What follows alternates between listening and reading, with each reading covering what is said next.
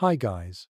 Tonight we are stepping into a Viking longhouse on a night so cold your breath freezes before you finish sighing. Picture it. Snow crunching outside, icy wind pressing against timber walls, the flicker of firelight throwing shadows across smoky rafters. You lie down on a bench, wrapped in animal skins, and the first thought that hits you is simple: how on earth did anyone survive this? The second thought is even sharper: you probably wouldn't. So, before you get comfortable, take a moment to like the video and subscribe, but only if you genuinely enjoy what I do here. And while you're at it, post your location and local time in the comments. It's always fun to see where everyone is listening from across the world. Now, dim the lights, because this story will carry you deep into the heart of Viking nights. The longhouse itself is your shield against the Arctic chill, but only just. Built of heavy timber, sealed with turf and mud, the hall is wide enough to house a family and their animals, yet drafty enough that the cold seeps in through every crack. You stretch out on the rough planks and feel the icy air crawling across your face, a reminder that insulation is a modern luxury. Historical sources describe longhouses as smoky, dark, and perpetually damp, but they were also strong against the endless winters of Scandinavia. What you notice first is the smell. Wood smoke hanging thick in the rafters, tinged with wet earth from the turf roof, and the musky scent of animals penned at the far end. It's an aroma that clings to skin, hair, and bedding, something you carry with you whether you like it or not. Archaeologists have found carbon deposits blackening timbers from centuries of smoke, proof that fires burned constantly. You can almost hear the hiss of logs dropped onto glowing embers, the crackle pushing back against the silence of the night. Here's the mainstream fact. The longhouse was the central building of Viking society, stretching up to 70 feet in some cases, with a hearth running down the middle. Without it, survival in Scandinavian winters would have been impossible. But quirky details surface too, like the fact that some longhouses were so poorly ventilated that guests often complained about choking smoke. Imagine trying to fall asleep when every breath feels like inhaling a bonfire. Some even suggested the constant smoke actually preserved the roof timbers, killing pests that would otherwise rot the wood. So yes, smoke might irritate your lungs, but it was accidentally acting as pest control. You roll onto your side and listen. The longhouse is alive with sound, low animal grunts, the shuffle of bodies turning on straw bedding, a cough here, a muttered prayer there. It's not the serene silence of a modern bedroom. It's a living barn. The walls creak against the wind, and you feel each gust squeeze through the seams like icy fingers. And yet, against all odds, there's warmth in this communal closeness. Scholars continue to puzzle over how effective these halls truly were. Some argue they provided reasonable shelter thanks to turf insulation and tightly laid planks. Others insist that sleeping inside was little warmer than being outdoors, only with less wind. Which side is right? That remains a debate, but what's clear is that Vikings accepted discomfort as part of existence. For them, shivering under furs wasn't failure, it was daily life. Close your eyes now and picture the scene. Outside, auroras ripple across the northern sky, but inside the hall, your world is shadows, firelight, and the muffled sound of bodies pressed together against winter's bite. The fire glows at the center, painting everything in shades of amber and smoke. Your fingers stiffen from the chill, and yet you cling to the comfort of fur and family. This was survival, not luxury. And as you drift closer to sleep, you wonder what other tricks did these people use to hold back the cold. The hall around you creaks under its own weight, a hulking body of timber and turf pressing into the earth. You trace the walls with your eyes, noticing how they are thick, almost smothering, as though the Vikings knew very well that thin planks would never withstand the bitter cold. These walls are layered, a puzzle of logs, clay, and sod stacked deliberately to keep the chill at bay. If you imagine stepping outside into the snowstorm that beats against the longhouse, the contrast is dramatic inside. It may not be toasty, but it is survivable, and that was often the difference between life and death. Archaeological digs across Scandinavia consistently show the same pattern. Longhouses built with turf roofs and earthen layers packed around timber frames. This wasn't by accident. That much is certain from the physical evidence still sitting in the ground. The roofs sloped low, helping snow pile up like an insulating blanket, while the walls leaned inward, as though the entire house hunched down against the wind. You can almost feel the weight of snow pressing overhead, yet instead of collapsing, the structure actually became warmer as the snow sealed gaps. It's an ingenious adaptation. You build a roof. The sky adds insulation for free. Still, the experience of living inside one was not romantic. The interior was dim, cramped, and streaked with soot from countless fires. Yet, it was the very design, the turf, the logs, the way the house sat low in the landscape that allowed families to survive Arctic nights. Most modern visitors would probably complain within an hour, shivering and coughing, but Vikings called this comfort. And here's a curious twist. There are records of similar turf house designs surviving well into the modern period in Iceland and the Faroe Islands. In fact, Icelandic farmhouses were still being made with thick turf layers until the 19th century. Imagine that a method so effective it lasted nearly 1,000 years after the Viking Age ended. It wasn't nostalgia, it was sheer practicality. Now you pull your cloak tighter and notice the texture of the inner walls. They aren't smooth. They bulge where turf and mud were packed in, and they flake where smoke has charred them black. The smell is always present, almost sour from trapped moisture. But this was life. The walls did not merely enclose, they breathed, absorbing damp air and releasing smoke slowly through the roof. Did it really keep things warmer than a simpler timber shack? Some specialists say yes, that the turf acted like modern insulation. Others argue the benefit was minimal, that the real warmth came only from the fire itself. And there you are, lying on your bedding, still wondering which side has it right. The soundscape adds another layer of reality. You hear the groan of beams under snow load, the occasional drip of water where ice has melted through the roof, and the dull thud of wind shoving against the turf siding. In the absence of windows, every sense sharpens. You rely on ears, nose, and skin to tell you what's happening in the dark. The walls don't just stand still, they seem alive, creaking, breathing, sheltering, and barely holding back the northern night. It is worth remembering that these structures weren't meant to be permanent in the modern sense. A longhouse could last a generation or two, maybe longer if well maintained, before the wood rotted or the turf degraded. Yet, for that span of time, it gave a family and their animals the chance to weather winters that would otherwise be impossible. Most experts today agree that the sheer scale of these houses, up to 20 meters long, was itself part of the heating strategy.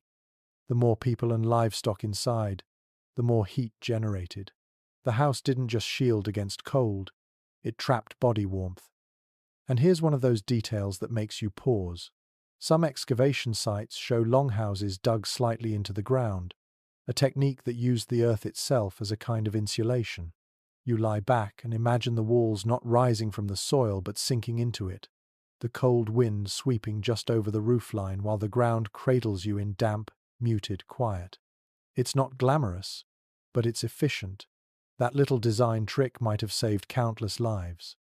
But historians don't always agree on how much comfort these houses provided. A number of them argue that longhouses were chronically smoky and cold, barely fit for habitation, and that survival depended far more on fur clothing than on architecture. Others counter with evidence of carefully planned airflow systems, suggesting that the Vikings knew more about ventilation than we give them credit for. Without written manuals left behind, the truth drifts between these positions, and you're left lying under the turf roof, breathing in the mixture of warmth and smoke, and wondering which interpretation best matches reality. Now, as you settle into your imagination of this longhouse night, you notice the communal aspect once again. The house was never empty. The thickness of the walls made it feel like a fortress, but it was the people inside who made it a home. Children's whispers, animals' snorts, the rhythmic breathing of your neighbor, all these sounds bounce off turf and timber, weaving into a lullaby of survival. In a world where snowstorms could erase entire villages, the longhouse stood like a womb, protective and close.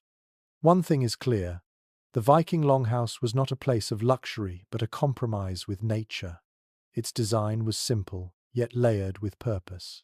It absorbed snow, trapped heat, muffled wind, and sheltered both human and animal life together.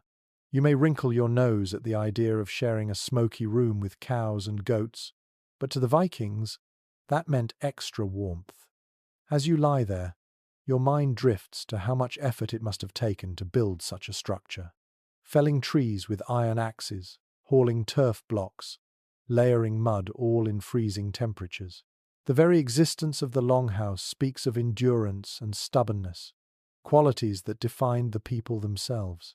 You wonder if, in the act of building, they already felt warmer, knowing that each log raised and each turf laid would carry them through another year. Outside, the storm still howls, but in here, the heavy walls blunt its fury. The longhouse creaks and sighs, the fire sputters, and your breath mixes with smoke and steam from damp earth. It isn't comfortable, not in the way you know comfort. Yet, for the Vikings, this was the margin between life and death. And as your eyes close again, you realize the brilliance of their compromise. Not conquering the cold, but outlasting it. The glow of the central fire becomes your entire horizon. It is more than warmth. It is life itself, the axis around which the longhouse turns. Every Viking night spiraled outward from that blaze, and without it, the hall would collapse into cold silence. You stretch out and feel the heat ebb and flow across your skin like the tide. Too close, and you sweat. Too far, and your toes stiffen in the frost. The fire is fickle, generous, and dangerous in the same breath. What archaeologists consistently find in excavation sites are long troughs of burned earth running through the middle of these halls. These are the remains of open hearths, sometimes stretching the length of the room, other times broken into sections.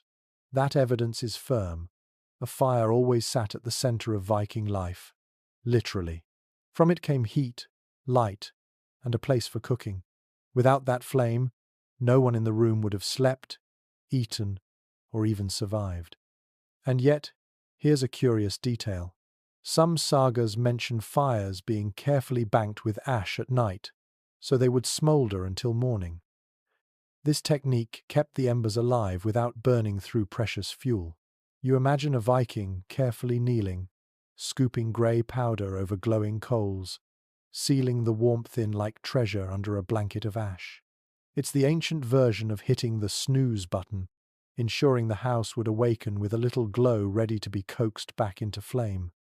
But living with fire meant living with risk. Sparks leaping from logs could easily catch on straw bedding or woolen cloaks. One stray ember, and the longhouse could become a furnace. The smell of scorched fur or singed clothing probably wasn't rare. In fact, some experts point out that the very length of these hearths increased danger. The bigger the fire, the bigger the chance of disaster. And still people lay down around it every night, because the alternative was freezing to death. As you shift in your imagined bedding, you notice how uneven the heat really feels. One side of your body basks in warmth, while the other is chilled, exposed to drafts creeping under the door. This push and pull of firelight is exactly what Viking families endured. Too near the blaze, you choke on smoke and risk burns. Too far, you curl your body tighter, pressing against others just to keep the edge of warmth. Contemporary scholars aren't in agreement about how these fires were managed. Some believe there were raised stone borders to contain the blaze. Others argue that the evidence of flat hearths suggests no barriers, just open flames flickering through the night. It's an unsettled question, and the lack of preserved stonework in many excavations leaves the truth elusive. You're left to picture it either way: a neat glowing channel or a sprawling pile of embers scattering sparks in the dark. You let your ears tune in to the sounds around the hearth. The wood crackles sharply, punctuated by softer hisses as sap bursts under heat. The fire spits, and occasionally a log shifts with a low thud. These noises carry across the longhouse, mixing with the steady rhythm of breath from those lying nearby. The fire doesn't just heat the body, it calms the mind. In a world where nights stretched endlessly long, that hypnotic sound must have been its own kind of lullaby. One thing widely accepted is that the fire was the only real source of light inside. Oil lamps or torches might have been used occasionally, but they were secondary. Imagine trying to navigate a crowded hall by a single glowing strip of flame. Shadows loom and shift, flickering against turf walls. Children wake and mistake them for spirits. The supernatural and the ordinary blur in firelight, and stories grow from these shapes. It's easy to see how sagas of ghosts, gods, and heroes could bloom in that half-lit world. Here's a side note worth savoring. Some Viking longhouses contained multiple hearths, not just one. In Greenland, excavations revealed large halls with several fire pits, possibly serving different families or functions. That suggests a communal yet divided space, like having multiple little worlds under the same roof. You imagine the heat zones overlapping, families huddled around their own glow, each fire a private island in the smoky sea of the hall. But of course the downside is smoke itself. With no chimneys in the early designs, the smoke rose and pooled under the rafters before seeping out through the roof. The upper air of the hall was thick with soot, and rafters blackened after only a few winters. Visitors often described Viking interiors as choking and dim. Some scholars even theorize that people slept low to the ground, partly to avoid the densest smoke above. It's an ironic survival strategy. The hearth gives life, but you have to crawl away from its breath to live through the night. Think for a moment about the sensory overload this created. The heat swells, the smoke stings your eyes, and yet the alternative is worse. You lie with tears streaking your face, coughing, but still clinging to warmth. Was it worth it? Every Viking would have said yes. There's also an intriguing possibility raised by some experts, that the fire itself wasn't just practical, but sacred. The hearth may have been considered a spiritual center, with household gods or protective spirits bound to it. Feeding the fire, tending its embers, these could have been acts of reverence as much as necessity. You picture a mother whispering a quiet prayer as she lays on a log, trusting that flame to keep her children alive until dawn. Now imagine the rhythm of an entire night shaped by this glow. The fire dims, people stir to add wood, smoke thickens, the hall dozes off again. The cycle repeats until dawn finally streaks grey through cracks in the roof. You never sleep deeply, not in a longhouse. Instead, you hover between waking and dreaming, your body tuned to the life of the hearth. And so, as you settle closer to that imagined flame, you realize its paradox. It is both protector and threat, both comfort and suffocation. Without it, you'd never see another morning. But with it, you pay the price in smoke, danger, and restless nights. Yet for the Vikings, this balance was normal, the heartbeat of their world. The longer you lie inside this smoky hall, the more you notice the strange dance of air.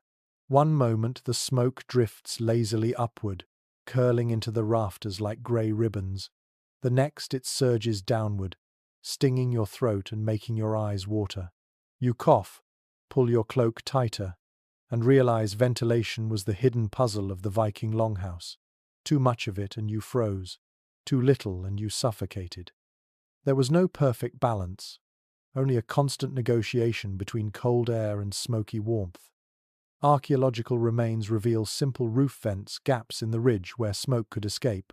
These are not ornate chimneys, but narrow slits, sometimes covered with movable boards or turf that could be adjusted depending on wind and weather. You can almost picture a weary Viking nudging a roof board into place, muttering at the swirling smoke that refused to cooperate.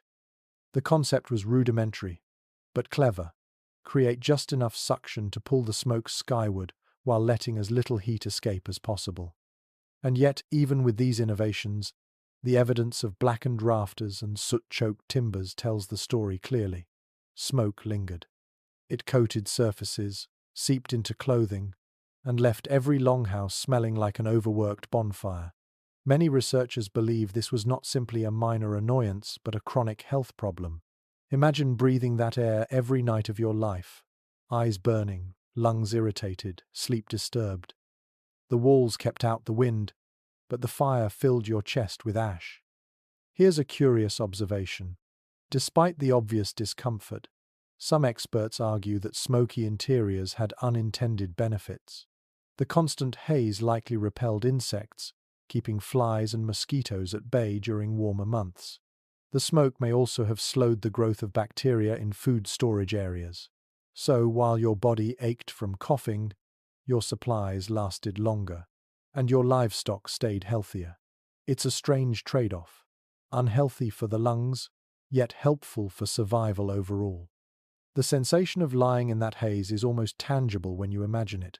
Your skin prickles from the sting in the air, your hair smells permanently of wood smoke, and your ears catch every shift of the draft. Ventilation becomes an obsession. Which way is the wind blowing? Should you open the smoke hole wider? Do you dare risk losing precious heat? These decisions determined whether the family coughed all night or froze in silence. Specialists continue to argue over how effective these smoke holes really were. Some believe they provided sufficient airflow, especially when combined with cracks in the walls. Others insist they were little more than symbolic gestures, barely improving conditions at all. With no intact roof system surviving, the debate lingers in academic circles, unresolved. You're left to imagine the tug-of-war. Heat slipping out, smoke pressing in, people shifting uncomfortably under their blankets, caught in the balance. And then there's the unsettling detail that smoke didn't just rise harmlessly. The soot actually built up in layers, thick enough that some roof beams preserved today are nearly lacquered black. In places, archaeologists have scraped away centuries of hardened residue, a grim reminder of how many fires once roared beneath. If the walls of those longhouses could speak, they would wheeze. Yet, against this harsh reality comes another strange benefit. The very soot that coated the timbers may have strengthened them, sealing wood against insects and decay. What seemed like ruinous pollution might have doubled as preservation. You imagine Viking builders nodding with satisfaction, not because they understood chemistry, but because the beams simply lasted longer than expected. Survival sometimes came by accident. Now listen more closely to the sounds inside the smoky hall. You hear a child's soft whimper from the sting in her eyes, a goat coughing faintly in the far corner, and the shuffle of a man rising to poke at the fire. Every movement stirs the smoke again, and the rhythm of night is broken by these small interruptions. There is no clean, peaceful sleep, only the uneasy rest of bodies adapting to air that always tastes of fire. Some sagas even allude to this difficulty, hinting at characters who lay in smoke or who cursed the black haze that clung to rafters. The language itself preserves the memory of discomfort. Yet, as inconvenient as it sounds, people grew accustomed to it. Just as modern city dwellers learn to ignore the hum of traffic, Vikings must have taught themselves to breathe through smoke, cough, roll over, and keep sleeping. It was the price of warmth. Consider also the psychological side of it. In the dim haze, shadows twisted across walls, making rafters loom like giants. The mind, half awake and stinging from smoke, might easily conjure shapes of spirits, ancestors, or wandering gods. Could it be that the smoke fed the imagination, helping stories take form in the firelit dark? Folklorists suspect as much, noting how many Norse myths are steeped in imagery of haze, twilight, and shadows. In this way, choking on smoke might have also meant breathing life into myth. The paradox is clear. Ventilation meant compromise. The smoke hole was a lifeline, yet never fully successful. The cold forced the roof shut, the fire forced it open. Families walked that thin line every night, adjusting, coughing, and enduring. And as you nestle deeper into your furs in this imagined hall, you realize you too are caught in that ancient negotiation. Every breath is a reminder. Warmth never came free. Your back aches from the hard planks, so you shift slightly and discover another secret of Viking nights. the raised sleeping platforms. These weren't ornate beds with carved posts or mattresses filled with feathers. They were simple benches built along the longhouse walls, wide enough for a family to sprawl across, sometimes just a rough plank or a layer of woven branches topped with straw. But compared to lying directly on the dirt floor, they were a step into comfort and, more importantly, survival. Archaeologists have uncovered traces of these platforms in excavated halls, post holes running along the walls, discolored patches of earth where wood once rested, even layers of decayed straw pressed into the soil. The evidence is consistent enough that most scholars agree these raised benches were standard features. Sleeping off the ground served two purposes at once. You avoided the damp chill that seeped up from the earth, and you kept out of the way of small animals or pests. It's one of those adaptations that feels obvious when you think about it, but only because people who froze before you learned it the hard way. Now imagine stretching out on one of these benches. Your body is lifted perhaps a foot or two above the dirt, and immediately the cold lessens. The floor itself is dark, moist, and uneven, but here on the planks, you can feel air circulating instead of mud pressing into your bones. A thin layer of straw muffles the hardness of the wood, and animal skins drape across your shoulders like heavy, musky blankets. The difference between shivering through the night and drifting into uneasy dreams often came down to this simple wooden ledge. And here's an unusual detail. Some of these sleeping benches doubled as storage space. People tucked belongings, tools, and sometimes even food beneath them, turning the raised beds into multi-purpose furniture. You might lie down and know that the iron axe you sharpened earlier is resting just below your head, or that your winter root vegetables are tucked safely away from nibbling goats. It wasn't luxury, it was efficiency. But how many people shared these benches? The answer seems to be as many as could fit. Written descriptions from the sagas and ethnographic parallels suggest that whole families squeezed together, sometimes children sandwiched between parents, sometimes relatives or servants piling into the same row. Privacy was a modern dream. In the longhouse, warmth came before dignity. Your neighbor's elbow might jab your ribs, or their snoring might shake your skull, but their body heat kept you alive. Specialists still disagree on just how wide these platforms were. Some reconstructions show narrow benches hardly larger than modern single beds. Others depict broad ledges stretching the length of the wall, more like communal sofas than individual bunks. With the evidence fragmentary, the debate continues. And as you lie here in your imagined hall, you can picture both possibilities: a cramped personal plank, or a broad communal shelf where half the family piled up in a jumble of limbs and blankets. The sensation of it is easy to conjure. You climb up, feel the wood creak beneath your weight, settle into straw that scratches your skin but smells faintly sweet.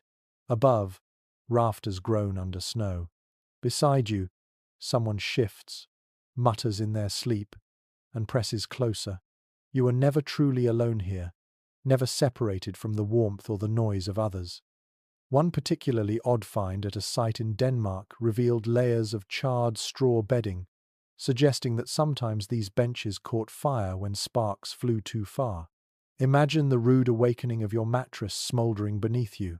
Did families leap up cursing? Did they simply smother it with cloaks and lie back down, too tired to care? The archaeological scar leaves you guessing, but it's a vivid reminder of how precarious life was with a central hearth blazing just feet away. The benches also played another subtle role. They turned the longhouse into a tiered environment. Warmth rose, smoke hovered, and those on benches found themselves in the middle zone, not freezing on the ground, not choking at the rafters, but somewhere in between. You might not breathe perfectly clear air, but you weren't suffocating either. It was a compromise position, a practical middle ground carved out of architecture itself. And beyond their function, these raised sleeping spots shaped social life. The benches nearest the fire may have been claimed by elders or by those with higher status, while less favored corners were left to servants or guests. Sleeping arrangements spoke quietly about hierarchy, the placement of bodies reflecting the placement of power. You might think of it as the Viking version of seating charts only enforced every single night. So, as you settle deeper into your imagined bedding, you feel both gratitude and discomfort. Gratitude that you aren't lying directly in the mud, shivering with cold seeping through your bones. Discomfort that you're pressed between relatives, straw itching your skin, the fire spitting sparks too close for comfort. This was the Viking bed. Rough, smoky, communal, and yet utterly necessary. The raised platform is no luxury suite, but when winter howls outside and the world freezes solid, it is enough. Enough to rest, enough to survive. And as your eyes close in the flicker of firelight, you understand that sometimes survival depends not on conquering the cold, but on finding the smallest edge against it. A plank, a layer of straw, a place one step above the earth. You run your fingers across the surface of your bedding and realize it isn't just rough straw or planks beneath you. There's a layering system at work, one born of necessity. First comes a mattress of dried grass or reeds, refreshed as often as families could manage, then woolen blankets, and finally the most precious possessions of all, thick animal skins. These were the Viking equivalent of duvets, heavy and warm, their musky scent reminding you that survival smelled like sheep and reindeer more than lavender. Archaeological digs have revealed remnants of bedding material, bits of charred straw, tufts of sheep wool, even hair from goats woven into blankets. These fragments confirm what sagas sometimes hint at. Wool was the bedrock of comfort. Scandinavian sheep, hardy and thick, fleeced, produced fibers strong enough to withstand endless winters. When spun into blankets or cloaks, wool trapped heat even when damp, a miracle fabric long before Gore-Tex existed. You may wrinkle your nose at the itch, but your body thanks it for the warmth. Here's an intriguing sidelight. Not all bedding was purely local. Some furs came from far-off trade routes, bear pelts from the north, beaver skins from the east, even luxurious reindeer hides from Lapland. To sleep beneath such a cover wasn't just comfort, it was status. Imagine lying under a shimmering pelt that had travelled hundreds of miles, proof that your family commanded wealth or connections. Bedding itself became a quiet symbol of prestige. Now lean closer and feel the tactile reality of it. The straw beneath scratches, the wool above itches, and the furs weigh heavy across your chest. Together, though, they create a cocoon against the drafts that sneak through the turf walls.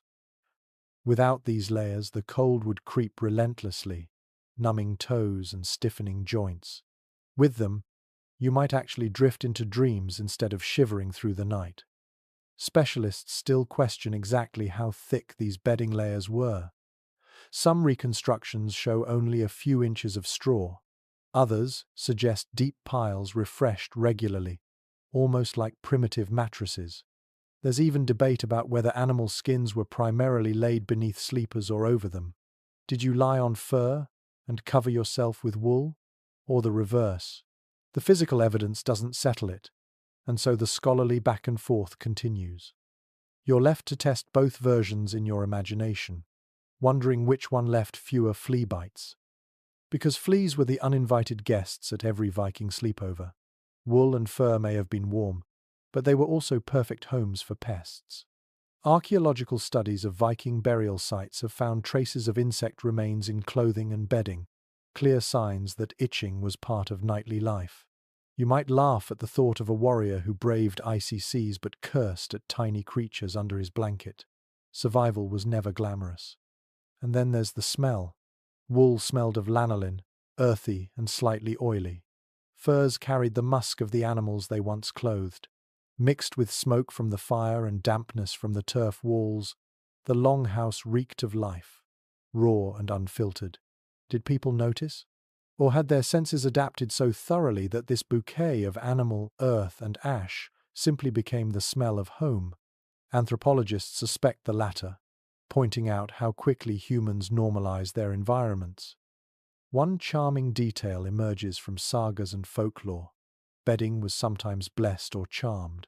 A skin laid over a child might be accompanied by whispered words invoking protection from spirits of the cold. This suggests that blankets weren't just physical shields but spiritual ones as well. To wrap yourself in fur was to wrap yourself in safety, both practical and mystical. You picture a mother smoothing a pelt over her son, murmuring a prayer to Thor or Freya that the night would pass without harm. Think about the tactile rhythm of these nights. You shift on straw that crinkles under your body, tug a woolen cloak higher over your chin, and feel the heavy drag of a fur pressing you down. The air still carries a bite, but your body heat builds under the layers, turning discomfort into something closer to relief. In that moment, survival doesn't feel heroic. It feels ordinary. Just another night endured, just another dawn waiting beyond the snow. So you close your eyes and sink into that layered nest, realizing how simple materials, grass, wool, and hide, became the technology of survival. No silk sheets, no feather beds, just the ingenuity of making do with what nature provided. And yet, despite the itch, the pests, the heaviness, you sleep, because in the Viking world, that was enough. The fur across your chest feels heavier than wool, softer than straw, and undeniably foreign. You notice the difference right away. This isn't from the sheep grazing just outside the longhouse or from the goats whose bleating fills the night. This pelt has travelled. Its texture tells you it once belonged to a beaver, or perhaps even a bear, animals not native to your farmstead. And that realization opens a new window into Viking life. Their bedding was not just local resourcefulness, but part of a much wider web of trade. Archaeological evidence, coupled with written sources, shows that Vikings did not live in isolation. They voyaged, they raided, they traded, and through these networks came goods that reshaped their homes. Among the most prized were furs. From the Sami of northern Scandinavia came reindeer and fox pelts. From the dense forests of what is now Russia and the Baltic, merchants brought beaver, sable, and marten skins. To lie beneath such covers was more than warmth, it was proof of status. Owning an imported pelt said that your family had reach, influence, and the wealth to acquire it. One well-documented fact is that fur was a cornerstone of Viking commerce. Tribute from conquered lands often came in the form of pelts, and merchants from as far as the Middle East coveted northern furs for their rarity and insulation. In fact, fragments of Arabian silver coins found in Scandinavian soil hint at this trade. Furs moving south, silver moving north. And some of those furs didn't just line cloaks, they lined bedding, softening the Viking night.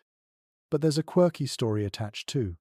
Medieval chroniclers occasionally described the Sami trading reindeer hides not just for tools or iron, but for dairy products, suggesting that bedding warmth might literally have been bought with buckets of milk or cheese.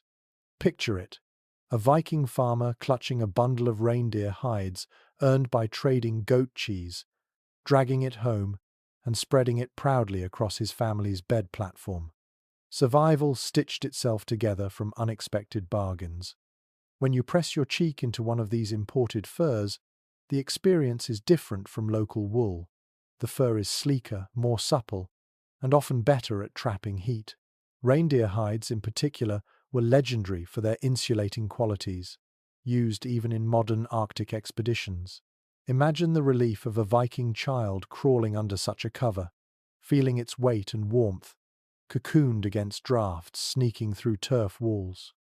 For that child, survival had been carried across miles of icy wilderness. Scholars continue to debate just how widespread these imported furs were in everyday households. Some argue that they were rare luxuries, reserved for wealthy chieftains and their families. Others suggest that trade was extensive enough that even modest farmers might occasionally sleep under foreign pelts, at least for special occasions or during the most brutal winters. With evidence scattered and fragmentary, the truth sits in that grey zone, neither fully common nor entirely elite. But whether rare or not, the symbolism mattered. Furs carried prestige. They were visible proof of connection beyond the village, tokens of the Viking world's reach. To lie under an imported pelt wasn't just comfort, it was a statement, whispered into the smoky dark. We belong to something larger than this hall. Close your eyes and imagine the sensation now. Your shoulders sink beneath the softness, your body heat sealed in by layers more efficient than anything local wool could provide. Around you, others murmur in sleep, perhaps jealous of your fur or comforted by their own.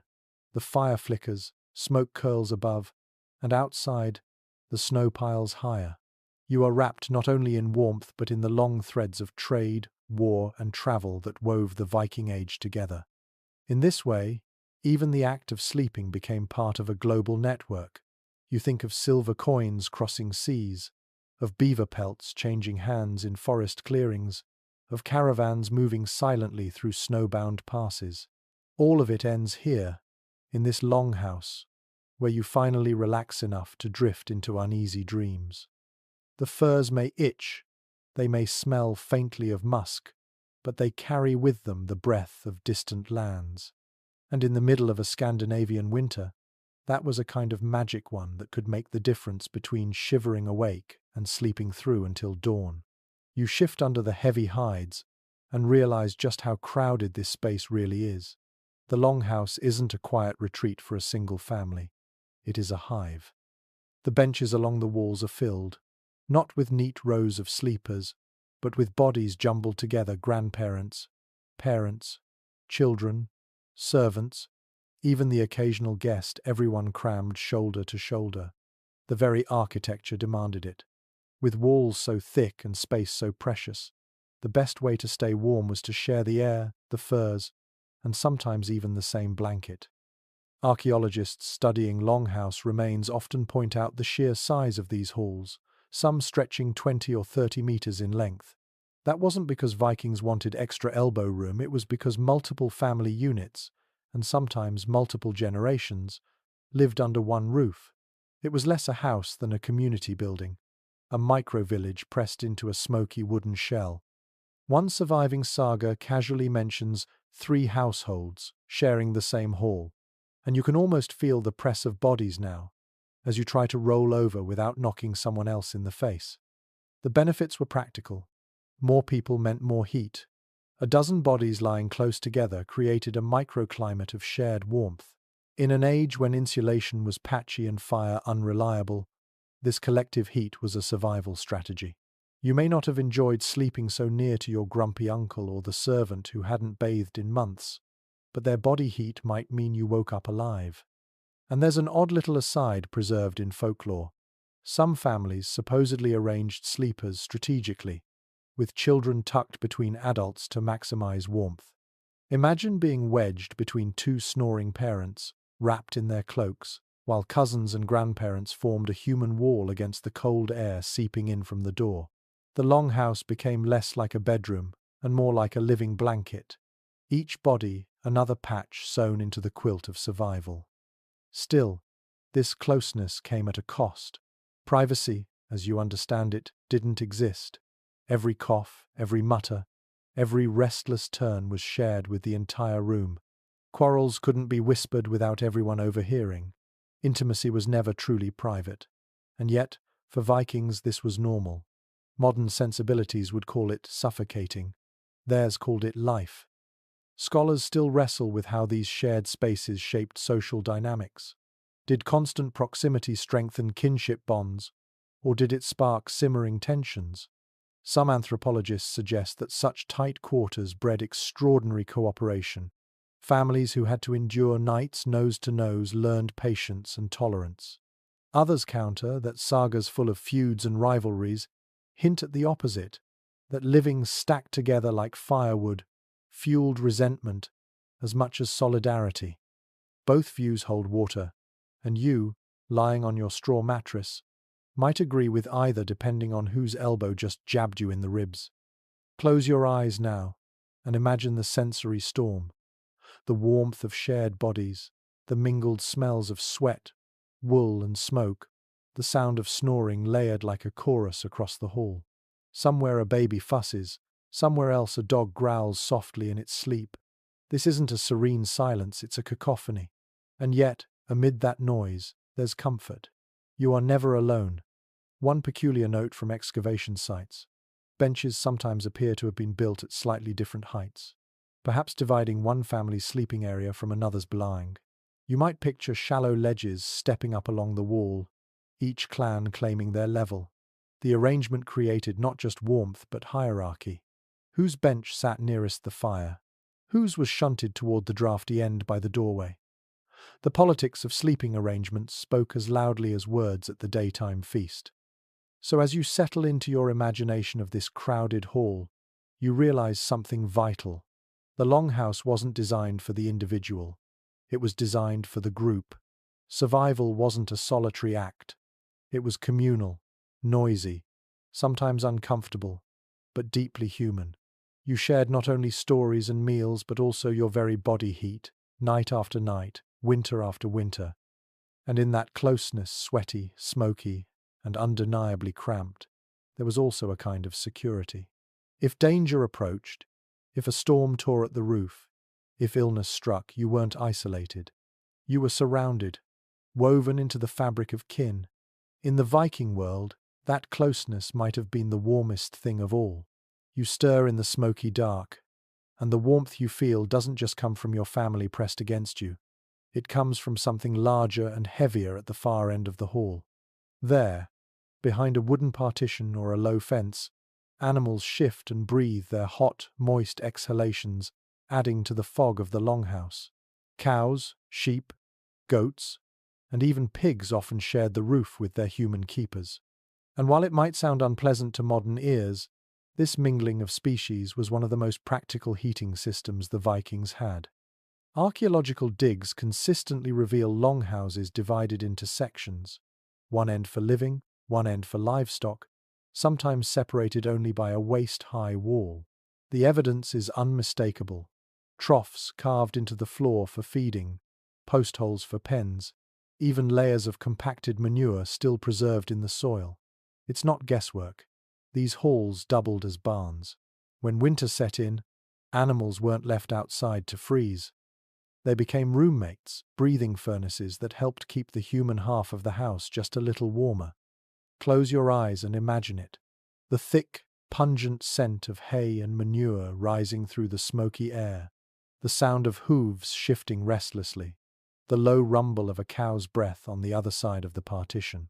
At first, it seems intolerable, but then the warmth reaches you, subtle but steady, seeping across the hall like a second hearth. Every animal became a radiator, their bodies contributing to the invisible tide of heat that pooled under the turf roof. One reliable fact is that cows produce an impressive amount of body heat. Modern farmers even calculate this, knowing a single cow radiates hundreds of watts of energy. Multiply that by a herd, and suddenly you've got a natural heating system. The Vikings may not have measured it in watts, but they understood its value. Livestock were more than food on hooves. They were winter partners, shoring up human survival with every exhale. And here's an oddly amusing detail. Sagas and later folklore sometimes poke fun at the smell of these arrangements, with characters teased for sleeping with cows. The humor suggests everyone knew it was both necessary and unpleasant. Imagine rolling over, pulling your cloak across your nose, and muttering about the neighbor's goat bleating all night. Yet, when the storm raged outside, you'd be grateful for every warm breath drifting across that partition. Specialists still debate how tightly integrated the animal and human sections were. Some reconstructions show clear barriers, with animals penned neatly away. Others suggest only a symbolic division, meaning that goats could wander dangerously close to your bedding if you weren't careful. The lack of intact interiors leaves the question open, and you're left to picture both versions, sometimes orderly, sometimes chaotic, but always full of smells and sounds that modern bedrooms would never tolerate. The presence of animals didn't just change the climate, it changed the rhythm of sleep. You'd hear the shuffle of hooves, the soft chewing of hay, the snorts and sighs of creatures bedding down. Children may have found comfort in these sounds, lulled by the heartbeat-like rhythm of cows settling into the night. Adults, on the other hand, might curse when a restless sheep startled awake and bleated loudly at midnight. Either way, Sleep was never fully silent. There's even an argument among some researchers that the manure itself, layered on the far side of the hall, released a little heat as it decomposed. You might laugh at the thought of a dung-heated Viking home, but decomposition does produce warmth. Was it noticeable, or just a smelly byproduct? The debate lingers, unresolved, leaving you to wonder if those stinking piles actually contributed to keeping children's toes from freezing. Beyond warmth, the livestock brought another kind of security. To keep your animals inside meant they were safe from predators and theft. In a world where a family's wealth was measured in cows and sheep, guarding them overnight wasn't optional. You and your goats endured the same smoky air, not because it was fun, but because it meant survival for both. So, as you settle deeper into your furs in this imagined longhouse, the warmth that surrounds you is layered and complex. Fire flickers at the center, families breathe heavily along the benches, and animals exhale steadily from the far end. The entire hall becomes an ecosystem of shared heat. You may wrinkle your nose at the pungency, but you sigh with relief too. Because in the frozen north, every warm breath counts, no matter who or what it comes from. The night stretches on, and you realize something striking. No one here expects to sleep through 8 uninterrupted hours. That idea belongs to your modern clock, not the Viking world. In the longhouse, rest came in pieces, often in shifts, as bodies rose and lay back down according to fire, chores, and the unpredictable rhythm of life.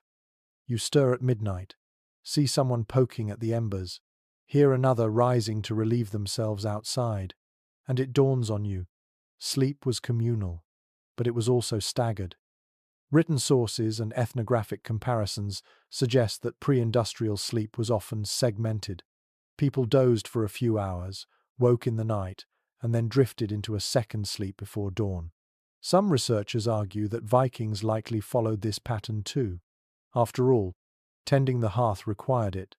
The fire had to be fed, smoke holes adjusted, animals checked. In the deep dark of Scandinavian winter, waking at odd intervals was part of survival. Picture it now.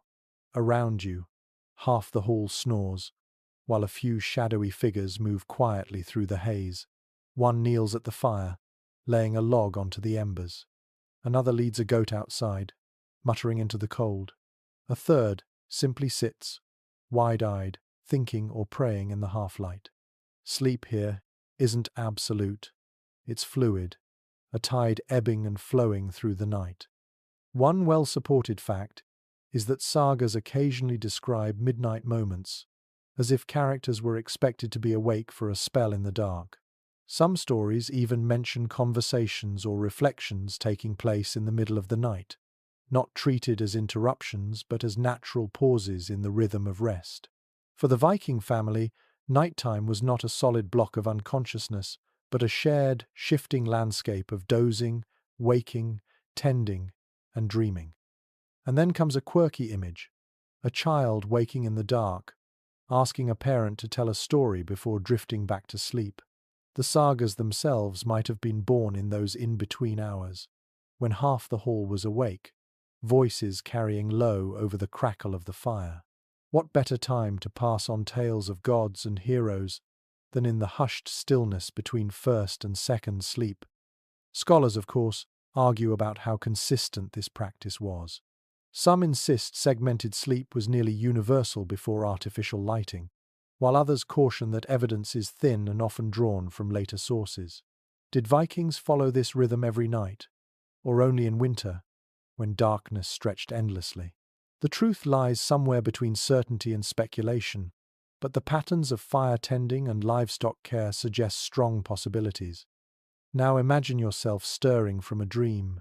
Your body is warm under furs, but your lungs ache from smoke. You cough, sit up, and see someone else already awake. There's comfort in that, the shared acknowledgement that the night isn't something to conquer alone. You toss on another log, perhaps mutter a few words to a god or ancestor, then ease back down, waiting for the tide of sleep to return.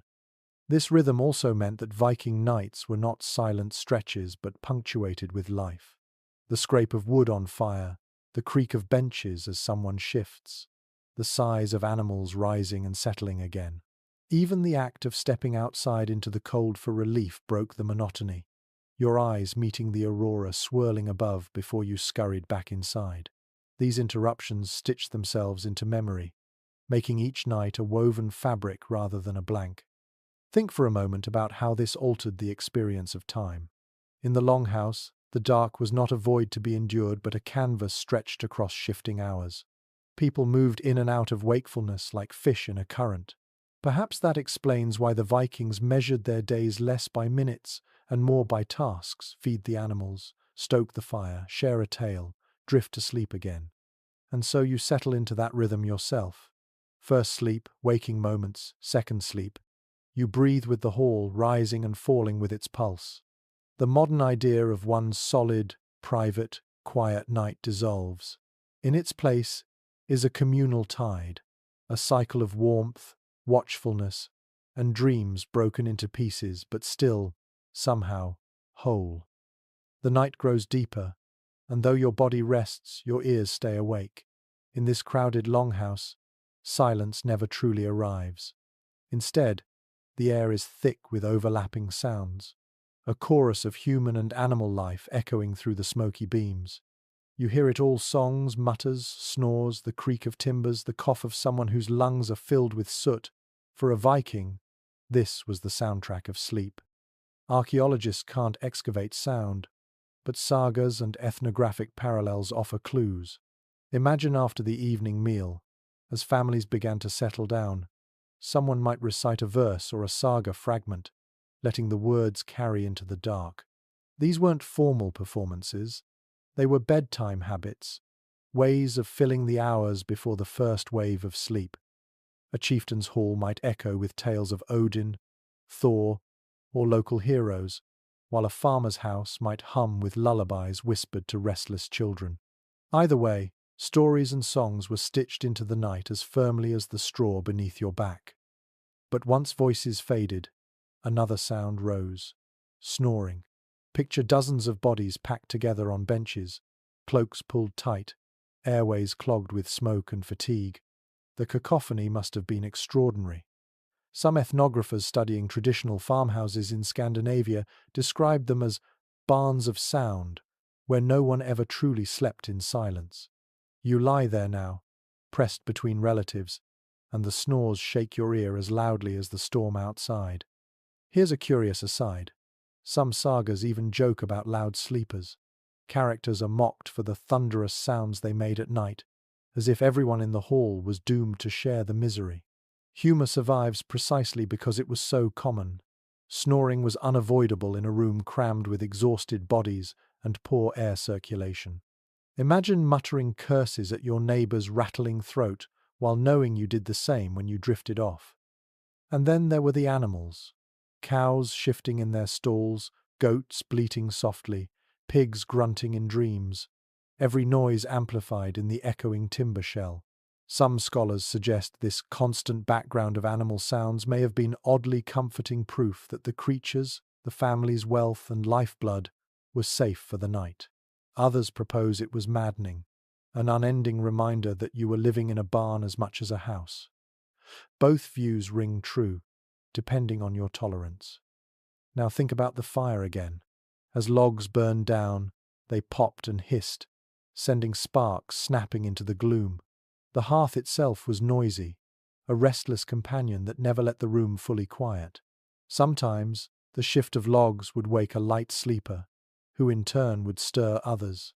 The sound chain rippled through the hall, keeping night perpetually restless. Modern readers often imagine sleep as a private, serene escape, but for Vikings it was something else entirely. Sleep was social. You slept in a soundscape woven from every voice, every cough, every animal breath. Privacy was a dream, drowned beneath the steady hum of life packed into timber walls. Did people find it exhausting? Or, having never known silence, did they drift into slumber with ease, their minds soothed by the familiarity of shared sound? One thing is certain: sagas often describe evenings filled with speech. Heroes exchange boasts, women sing, children listen. That suggests that noise wasn't only tolerated, it was expected, part of the rhythm of domestic life. The shift from spoken tales to snores was seamless, a continuum of voices passing from conscious to unconscious. You might smile at the idea that the same lungs which sang praises to Thor an hour ago now rumbled like a bull in slumber. Scholars continue to discuss how these constant sounds shaped the culture. Some argue it fostered resilience. If you can sleep through goats bleating and uncles snoring, you can endure anything. Others propose it heightened storytelling traditions. With so much time awake in the dark, tales became central to community identity. The evidence leaves space for both interpretations, and as you listen in the longhouse, you sense both are true. Now let your ears fill with that imagined chorus. The rhythm of breathing, the creak of the roof, the occasional cry of a child, the deep bass of a cow settling down. Together, these sounds weave a lullaby, harsh perhaps, but comforting in its familiarity. You realize that for a Viking, sleep wasn't escape from the world. It was immersion in it, a nightly surrender to the noisy, smoky, beating heart of the longhouse. The hours crawl on, and you realize warmth isn't only about fire, furs, or bodies pressed close. It also comes from within, from what you eat before lying down. The Viking diet was heavy with grains, meat, and dairy, all dense foods that stoked the furnace of the body. A stomach filled with porridge or roasted mutton generated a slow burn of energy that carried you through the night. Without it, you'd shiver even under the thickest reindeer hide. Archaeological studies of Viking latrines and rubbish heaps paint a clear picture of what sustained these nights. Barley and rye bread, thick soups of peas and beans, stews of lamb or pork, and the ever-present dairy products from cows and goats. These foods weren't just nourishment, they were insulation in edible form. You can almost taste a bowl of barley gruel sweetened with honey, heavy in the belly, warming you as you curl on your straw bedding. And here's a curious little detail. Bones unearthed from Viking sites sometimes show gnaw marks, suggesting that marrow was a prized midnight snack.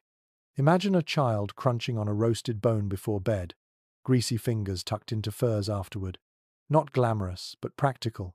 The fat provided concentrated calories, fueling warmth long after the fire burned low. What researchers still puzzle over is how evenly such foods were distributed. Did wealthier families enjoy richer, meat-heavy diets, while poorer households scraped by on grains and thin soups? The evidence hints at disparity. Some graves yield traces of rich animal proteins, others mostly plant-based diets, which means that one family might fall asleep stuffed and warm, while another went to bed hungry and cold in the very same village. The impact of diet on sleep is something you can feel as you imagine yourself here. With a full belly, your body relaxes, limbs heavy, warmth radiating from within. Without food, the cold bites deeper, every draught a sharper sting. It's no wonder that winter feasts often timed around Yule were such important events. They weren't just celebrations, they were survival strategies, filling bellies at the coldest time of year. Picture the scene, after a hearty stew simmered all evening in the central hearth. Families settle onto their benches, bellies stretched, warmth spreading through their cores. The smoky longhouse may still be drafty, but their inner fires glow. Even the animals benefit, fed hay and scraps, their own bellies churn with warmth, adding to the hall's collective heat.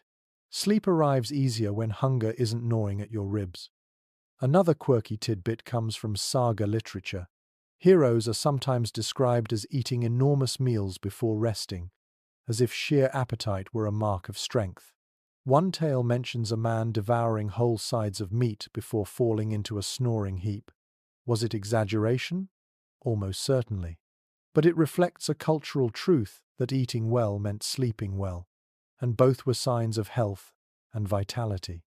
Yet historians still disagree about the extent to which diet mitigated the cold. Some argue that calorie-dense foods were essential in the subarctic climate, functioning as internal insulation.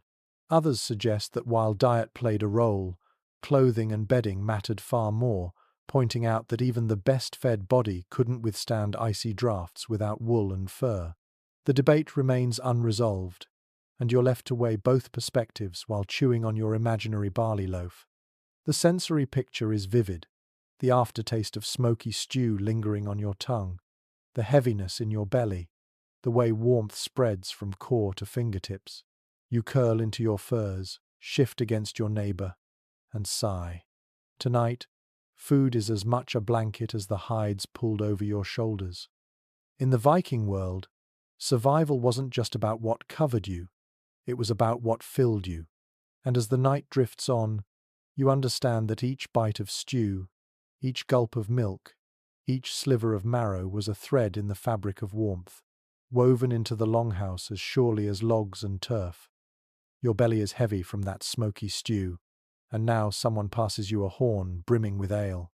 The warmth of food is one thing, but the warmth of drink is another. Vikings brewed beer, ale, and mead, and these weren't just for feasting, they slipped into the rhythms of everyday life, even the nightly struggle to keep warm. One swallow sends a flush to your cheeks, a trickle of heat spreading through your chest. For a moment, you feel as though the cold has been banished entirely. Archaeological finds of brewing vats, fermentation pits, and residue on clay vessels confirm that alcohol was a constant presence in Viking homes. Ale brewed from barley or oats, flavored with herbs, was common. Mead, the honey wine of legend, may have been rarer but highly prized. These drinks were caloric, mildly intoxicating, and above all, warming. The sensation of warmth, though fleeting, was enough to help families drift off under their smoky roofs. And yet, there's a strange contradiction you can sense even now. Alcohol dilates blood vessels, making you feel warm on the surface, but it also hastens heat loss. Modern medicine tells us that drinking before bed in a freezing hall could be dangerous. Did the Vikings know this? Probably not in scientific terms, but they must have noticed the effects. Some waking sweaty, others shivering more after drink. Still, in a world of cold nights, the immediate comfort outweighed the long-term risk. One charming aside comes from sagas where men, having drunk too heavily, fell asleep in awkward places, sometimes on benches, sometimes even near the fire. Imagine being roused at midnight to drag a tipsy uncle away from smouldering embers before his cloak caught flame. Humor preserved in story hints that this happened often enough to be worth retelling. But alcohol wasn't merely about indulgence. These drinks carried calories important when every scrap of energy mattered. A horn of ale could be as filling as a small meal, helping to sustain warmth from within. Honeyed mead, sweet and heavy, was almost like syrup, giving the body quick-burning fuel. You imagine lying down after such a drink, warmth coursing through you, dreams drifting quicker to the surface. Specialists still differ on how widely alcohol was consumed nightly. Some argue that ale was the daily drink, replacing water that was often unsafe. Others caution that brewing required grain and honey, both valuable, so households may have rationed carefully. Which is true. The archaeological record suggests both extremes were possible. Feasting halls where mead flowed freely, and small farms where ale was precious, consumed sparingly on winter nights. The sensory impression is vivid. The tang of fermented barley on your tongue, the sweetness of honey lingering on your lips, the slight dizziness as you lie back against your furs. Around you, voices grow louder, laughter rises, then slowly fades into snores. The alcohol turns the noisy hall into a softer blur, making the press of bodies and the sting of smoke feel more bearable. Yet the risks remained. A drink too many, and you might oversleep your turn tending the fire. Worse, you might stumble into the animal stalls or collapse dangerously close to the hearth. Folklore even preserves warnings about drinking too deeply before bed, stories meant to remind that indulgence could end in disaster. So, as you settle beneath your cloak, warmed by both stew and mead, you recognize the double-edged nature of Viking drink. It comforted, it sustained, and it lulled, but it also left you vulnerable in the coldest nights. You drift into dreams, cheeks flushed, belly full, thinking that survival sometimes tastes like barley and honey, sharp and sweet on the tongue. Your head still swims faintly from that horn of mead, but as you roll onto your side, you notice something simple and telling. The woolen cloak you wore during the day has not been folded neatly away. It lies across you now, doubled as a blanket. In the Viking world, clothes were not mere garments, they were armor against the cold, by day and by night. When the fire faded and the longhouse groaned under snow, cloaks and tunics did double duty as bedding. The archaeological record is rich with textiles. Fragments of woolen cloth have been unearthed from graves and bogs across Scandinavia, often surprisingly well preserved. Thick twill weaves, tablet-woven bands, and coarse homespun cloth show the dominance of wool in everyday life. Sheep were central to survival not only for meat and milk but for fleece that could be spun into endlessly useful fabric. Historians agree on this point. Without wool, Viking nights would have been much harsher. Wool had a particular magic quality. Its fibers trapped heat even when damp, a lifesaver in a climate where snow melted into every crack and clothing often got wet. Imagine pulling your day cloak tighter over your body, its rough texture scratching but also sealing in precious warmth. These cloaks weren't decorative in the way later medieval fashions became. They were practical slabs of fabric, pinned at the shoulder with brooches, heavy enough to resist the wind outside, and thick enough to serve as a coverlet inside. There's an intriguing side note here. In some graves, especially of higher status individuals, cloaks were found lined with imported furs. This suggests a layering system even in clothing, wool on the outside for durability, fur on the inside for insulation. To sleep under such a cloak was to wrap yourself in both local craft and global trade, proof that fashion and survival walked hand in hand. You picture yourself pulling such a cloak over your shoulders, the wool scratchy against your chin, the fur lining warm against your skin. But what about ordinary people? Did every farmer or thrall have such luxury? Scholars still debate the distribution of clothing quality. Some argue that wool cloaks were universal, though the weave and thickness varied. Others insist that the best textiles were reserved for the wealthy, while poorer folk slept under thinner, rougher cloth, supplementing with straw or skins. The evidence doesn't fully resolve this, leaving you to imagine the range, from rich chieftains cocooned in layered cloaks to servants shivering beneath thin, threadbare wraps. Beyond cloaks, tunics and trousers often stayed on through the night. The idea of changing into night clothes didn't exist. Instead, day garments became sleepwear, conserving every scrap of warmth. Archaeological textile finds show heavy wool tunics, sometimes belted, sometimes simple pullovers, which would have doubled as pajamas whether intended or not. Think of sleeping fully dressed, boots off but everything else intact, as much a defense against drafts as a matter of convenience. One quirky piece of folklore suggests that women sometimes spread their shawls or headscarves over children as extra layers. Imagine a mother loosening her woven head wrap at night, laying it gently across her toddler as an impromptu blanket.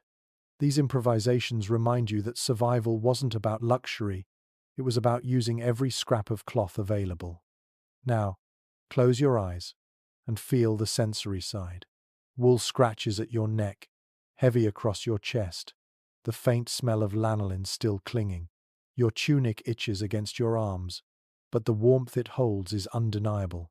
The cloak above you blocks the chill that seeps through cracks in the turf walls, and for a while you breathe easier, grateful for the stubborn heat of sheep's fleece. The social meaning of cloaks also lingered in the dark. To be given a cloak was a gift of protection, status, even intimacy.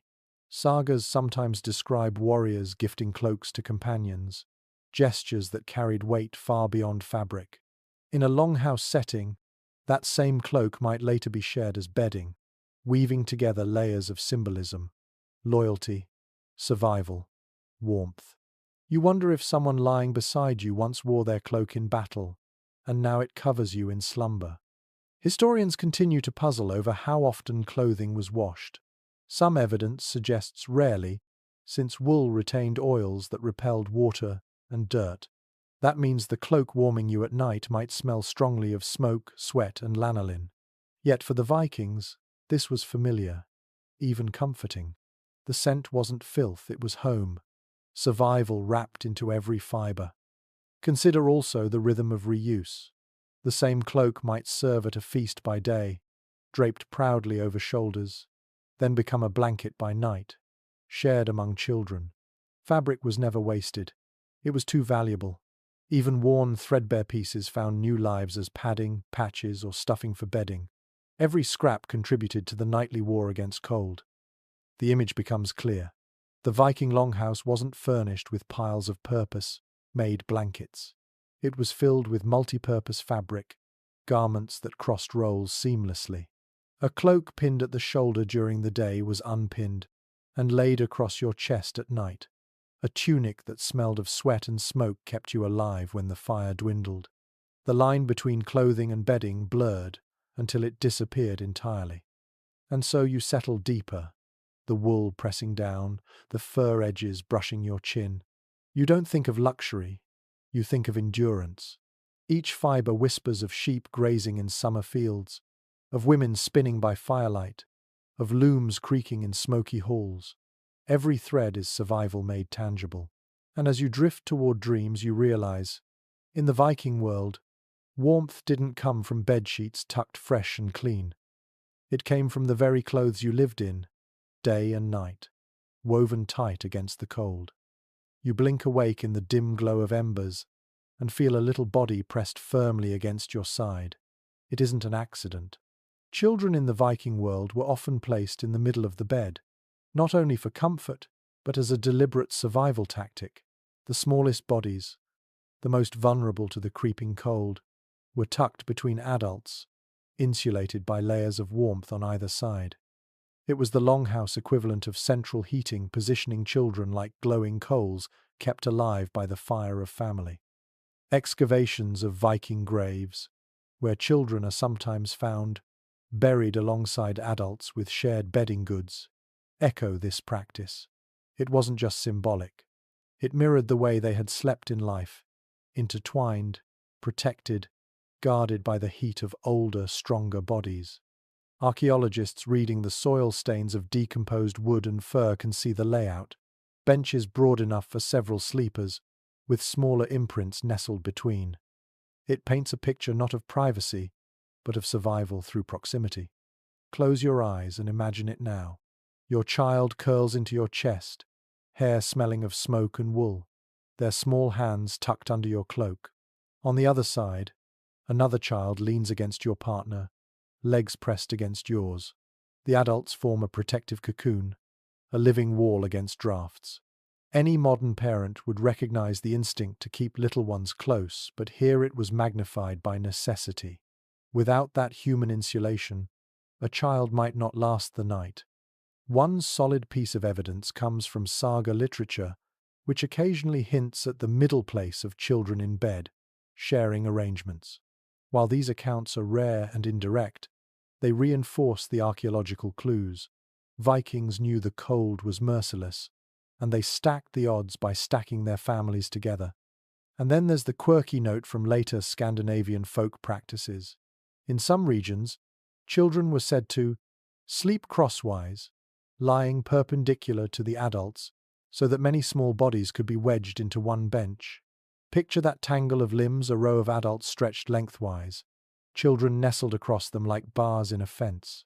It sounds chaotic, but it maximized warmth, turning a wooden platform into a woven grid of heat. Historians don't all agree on how systematic this practice was. Some argue that saga hints and folk customs show a long continuity, that families always used the middle child method. Others caution that it may have varied widely, with some households practicing more separation, especially if benches were wide. The evidence is patchy, and debate lingers in academic halls. But in the smoky longhouse, with drafts curling under turf walls, the logic seems undeniable. You can feel it even now. The cold bites less when bodies pile close. Now, think about the emotional side of this. children drifting into sleep with the heartbeat of a parent in their ear, lulled by the combined warmth of family. Adults resting easier knowing their little ones were shielded not just by furs but by flesh and blood protection. In a world where childhood mortality was high, that kind of nightly intimacy must have carried deep reassurance. Yet comfort didn't erase discomfort. You shift under your cloak, and a child's knee jabs your ribs. Another tosses in their sleep, smacking your nose. The benches were narrow, the space crowded, and peace was constantly punctured by elbows and snores. Still, parents accepted it, because the alternative, letting a child sleep at the edge, exposed to drafts, was unthinkable. One odd discovery at a burial site in Norway revealed a child interred with a miniature fur blanket, carefully folded. Was it symbolic? Was it a representation of the family's nightly habit of covering children more carefully? We can't know for certain, but it hints that bedding for the young carried particular importance, both practical and spiritual. To keep a child warm was to keep the family line alive. The sensory picture sharpens as you place yourself there. You feel the weight of furs pressing down, the twitching warmth of a child's body against yours, the steady exhalations creating a small pocket of shared breath under the covers. It is stifling at times, damp with sweat and heavy with smell, yet also comforting, a cocoon against the freezing dark outside. From a social perspective, these arrangements wove families into tighter bonds. Modern ideas of separate nurseries or children's rooms didn't exist. Sleep was a shared endeavor, and in that closeness, love and dependence deepened.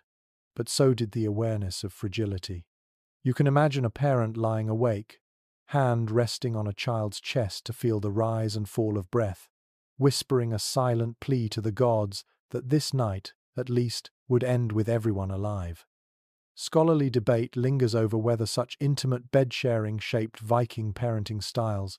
Some anthropologists suggest it created stronger intergenerational bonds, with grandparents, parents, and children all pressed together each night. Others argue it may have fueled tension, with lack of rest making tempers short. Either way, the architecture forced intimacy, and the cold enforced it further. Now let your mind sink fully into this picture. The bench creaks under the combined weight of your family. Children stir, adults adjust, cloaks rustle. The fire hisses as someone stirs it awake, and briefly the glow illuminates faces in the heap, flushed, sweaty, exhausted, but alive. That's the truth of Viking nights. They weren't serene escapes from hardship. They were battles fought with warmth, bodies and bonds, every single dusk until dawn. And so, as your eyes close again in this imagined hall, you accept the discomfort because you understand its purpose. Children in the middle, adults on the edge, it's a geometry of survival, a nightly pattern written into benches and bedding alike. When morning comes, and frost still bites the world outside, you'll rise knowing that huddling together made all the difference. The longhouse is restless again, but this time the sounds carry a softer rhythm. Murmurs, whispered laughter, the rustle of cloaks drawn tighter. You realize intimacy itself was part of surviving cold nights. Love and marriage in the Viking Age weren't just social arrangements. They were nightly contracts of warmth. To lie beside a partner wasn't only about companionship, it was a physical buffer against freezing drafts. Archaeological finds don't preserve affection, but they do reveal shared graves where couples were buried with bedding goods, cloaks, or furs draped over them. This material evidence, alongside saga references, suggests that sleep and partnership were entwined. Marriage wasn't just about lineage or inheritance. In the dead of winter, it was about having someone to press against when the fire burned low. You pull your imaginary cloak tighter and feel the warmth of another body next to yours. The cold bites less sharply. In a hall where privacy was scarce, couples carved intimacy in whispers under shared furs. Was it comfortable? Perhaps not. Children snoring nearby, goats shifting in their pen, the smoke stinging eyes, but it was the only pocket of closeness to be found. One well-established detail from saga literature is the emphasis on the marriage bed as a place of negotiation and alliance. The Icelandic sagas sometimes mention who shared beds with whom, not just in the literal sense, but in the sense of honor and household order. That placement mattered.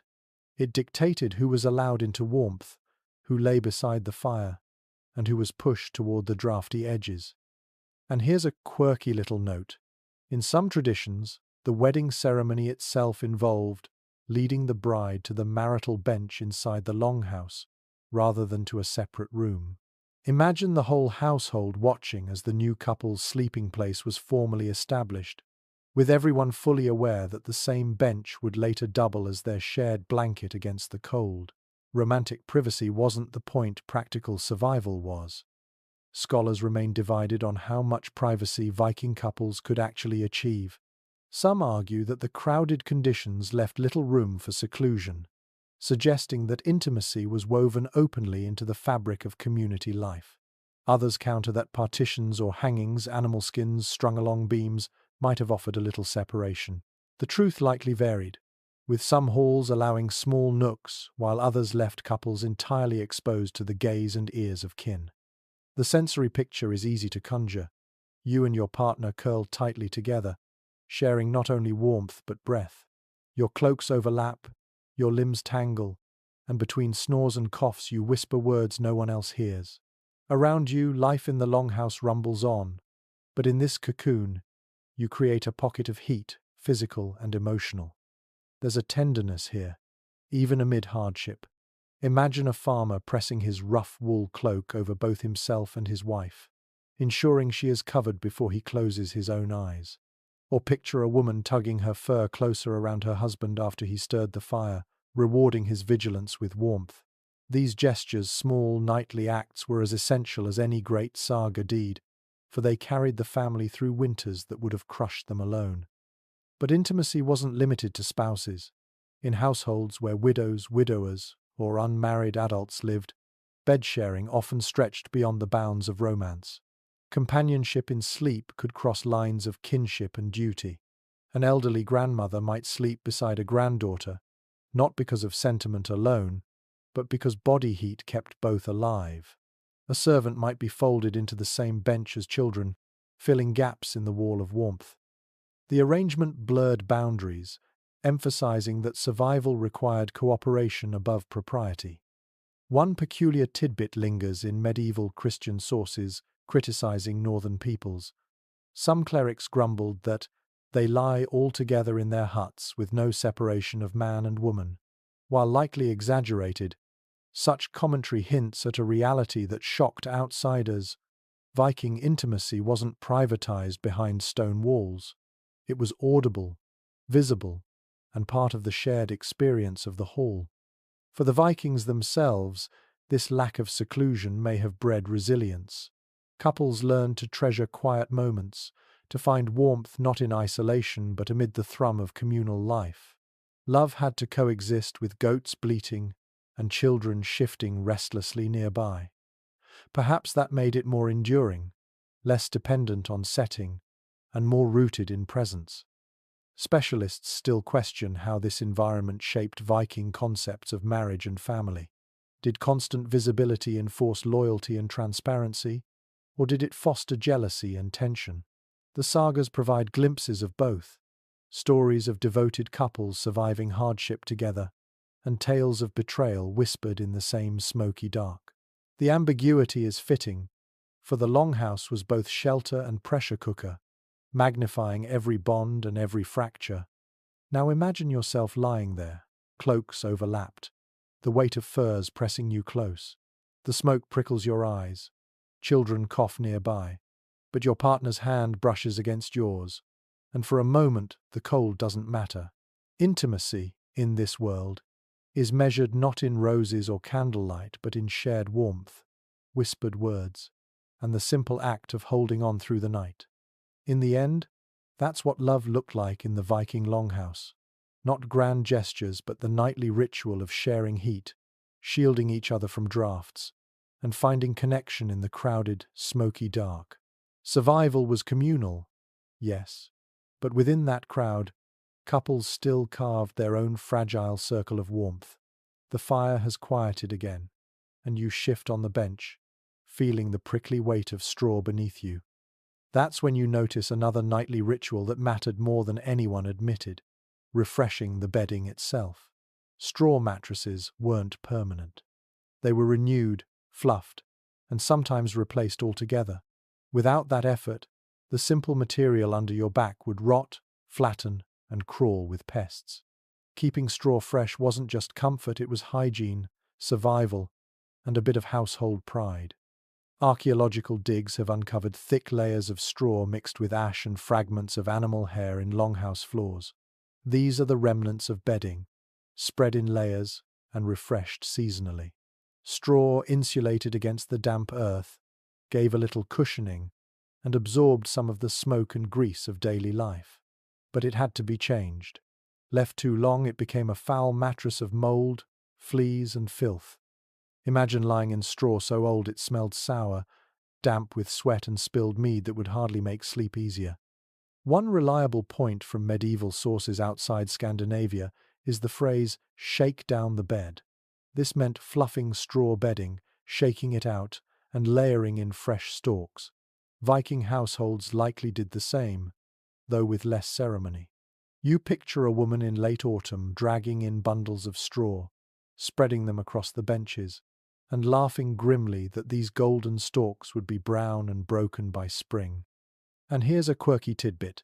In some northern traditions that survived well into the modern era, fresh straw was laid in sleeping places at midwinter festivals. It wasn't just practical, it was symbolic, a gesture of renewal. To lie on new straw at Yule meant welcoming the turning of the year, inviting good fortune, while also ensuring the next few months of sleep weren't unbearably itchy.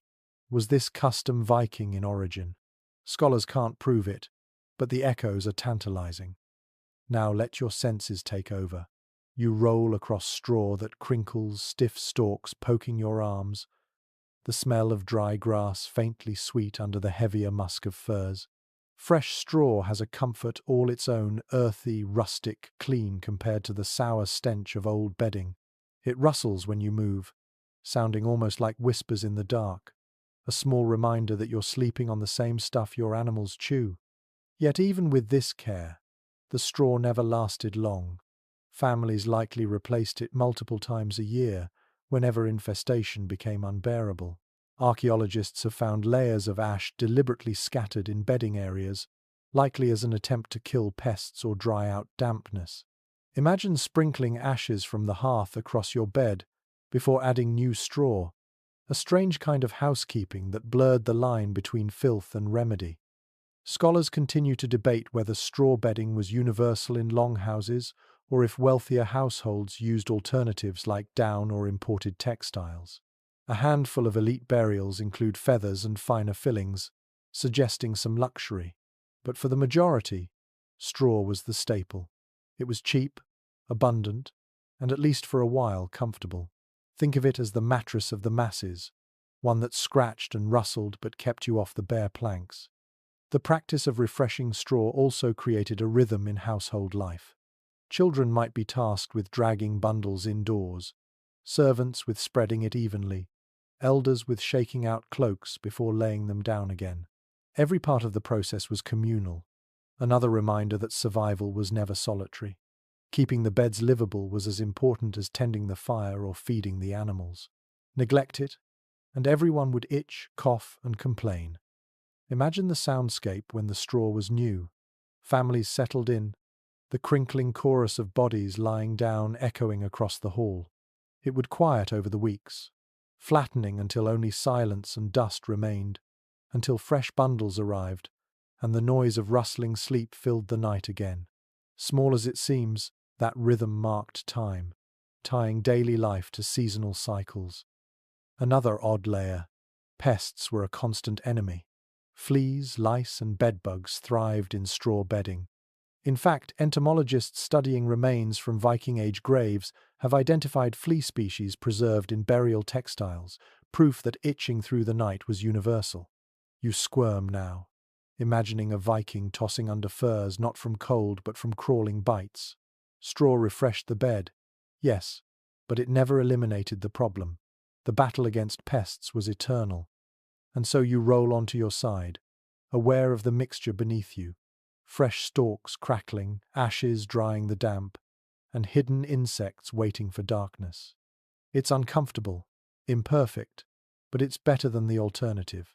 To lie directly on planks or soil would invite worse cold, worse damp, worse pain in your bones. Straw was never glamorous, but it was enough to tip the balance towards survival. This nightly maintenance, refreshing straw, spreading furs, shaking out cloaks, was as much a ritual as eating or praying. It was the small, constant labor of keeping life livable inside a smoky hall. And though you might itch and grumble, you also sigh with relief. Because in the Viking longhouse, fresh straw was not luxury. It was hope that tonight you might sleep a little easier. You tug the cloak higher across your shoulders, but still you twitch and scratch. It isn't the straw this time, it's the uninvited guests living in your bedding. Fleas, lice, and bedbugs thrived in the warmth of Viking longhouses, just as they did in nearly every pre-modern society. If the cold didn't disturb your rest, the itching certainly did. Survival in a smoky timber hall was never about perfect comfort. It was about enduring the constant nuisance of tiny creatures that lived closer to your skin than you'd prefer. Archaeologists have found direct proof of this irritation. Excavations of Viking graves, where textile fragments survive, often turn up fossilized flea remains or lice eggs clinging to hair. One study from York, once a Viking city, unearthed combs thick with head lice and bedding layers rich in flea droppings. These were not isolated incidents. Pests were universal. Everyone scratched. Warriors, farmers, even chieftains lay down at night with fleas hopping across their furs. The longhouse was warm enough for humans to live and warm enough for insects to thrive. Now close your eyes and imagine the sensation. You drift into sleep, only to be jolted awake by an itch at your ankle. You scratch, roll over, and another bite pricks your shoulder. The straw rustles as you shift again. Around you, others do the same, their small movements creating a restless ripple through the benches. The hall breathes, snores, coughs, and scratches. In some ways, fleas were the true chorus of Viking nights. Here's a curious detail that makes you smile grimly. Double-sided combs were among the most common personal items found in Viking burials. One side had wider teeth for grooming hair, the other fine teeth for catching lice. Imagine a family huddled around the fire in the evening, not just telling stories but also combing each other's heads, flicking lice into the flames. Hygiene rituals doubled as bonding time. Perhaps even laughter softened the frustration, one person teasing another for hosting a flea circus in their hair. But pests weren't only in hair. They lived in the very furs and blankets meant to protect you. Animal hides provided warmth, yes, but also perfect habitats for fleas. In winter, when bedding wasn't washed or replaced, infestations exploded. Some ethnographers studying later Scandinavian farmhouses noted that children joked about night fleas, keeping them awake, suggesting that itching was accepted as part of life. Sleep meant enduring the tiny stings as much as the drafts through the turf. Specialists argue about how much these pests truly affected health. Some suggest the constant irritation led to skin infections or weakened sleep, making people more vulnerable to illness. Others believe that while annoying, the human body simply adapted, and communities learned to live with it. The evidence is inconclusive, but the debate shows just how central these tiny creatures were to daily life. Think of the sensory world this created.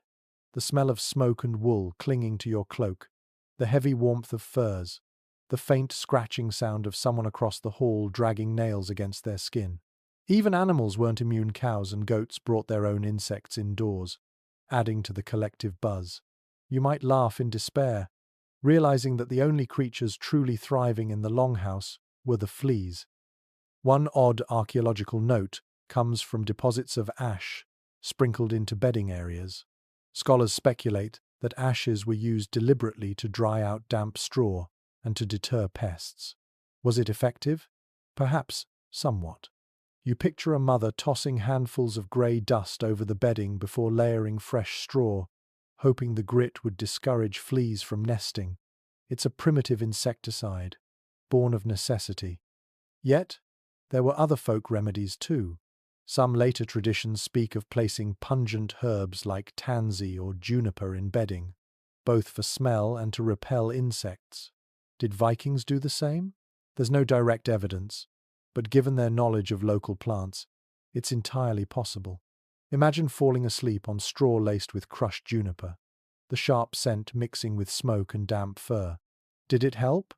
Or just make the itch smell nicer? Historians remain unsure. The emotional toll can't be overlooked either.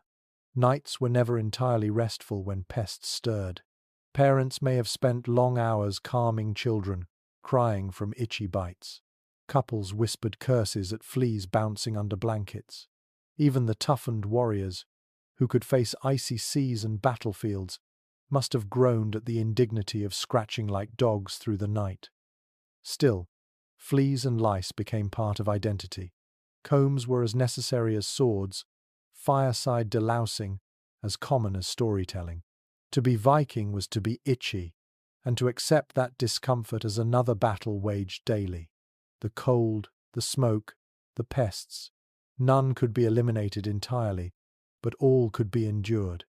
So as you shift again under your furs, scratching your arm and sighing, you realize something deeper. The Viking night was a tapestry of imperfections. Warmth came wrapped in smoke, companionship came wrapped in noise, and bedding came crawling with fleas. Yet people still slept, still dreamed, still woke, ready to sail and farm and fight. Sleep was never about comfort, it was about endurance. And in enduring, the Vikings outlasted both the winter and the biting fleas that feasted in its shadow. The smoke curls thicker tonight, and as you lie beneath the hides, you sense something beyond the physical warmth. For the Vikings, sleep was never just a bodily need. It carried weight in the world of spirit and superstition.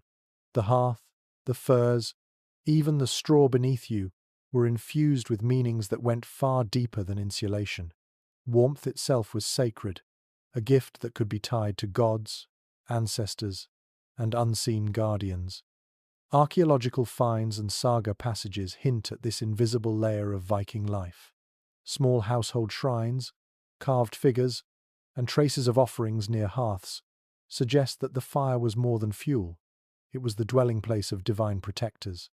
To tend the fire was to feed the spirit of the home. Each glowing ember symbolized life, not just heat. You imagine someone whispering a prayer as they laid a log onto the fire, asking Thor to shield the household from frost or calling on Freya to watch over sleeping children. One well-attested point is the association of the hearth with Landvatir spirits of the land. These beings were thought to linger around houses, guarding them, or punishing neglect. A family that kept the fire well fed and the hall orderly invited protection. A family that let the hearth go cold might face misfortune. In this way, survival rituals were also rituals of devotion. And then there's a charming little detail found in later Scandinavian folk traditions.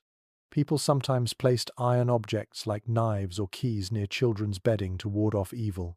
Was this done in the Viking Age?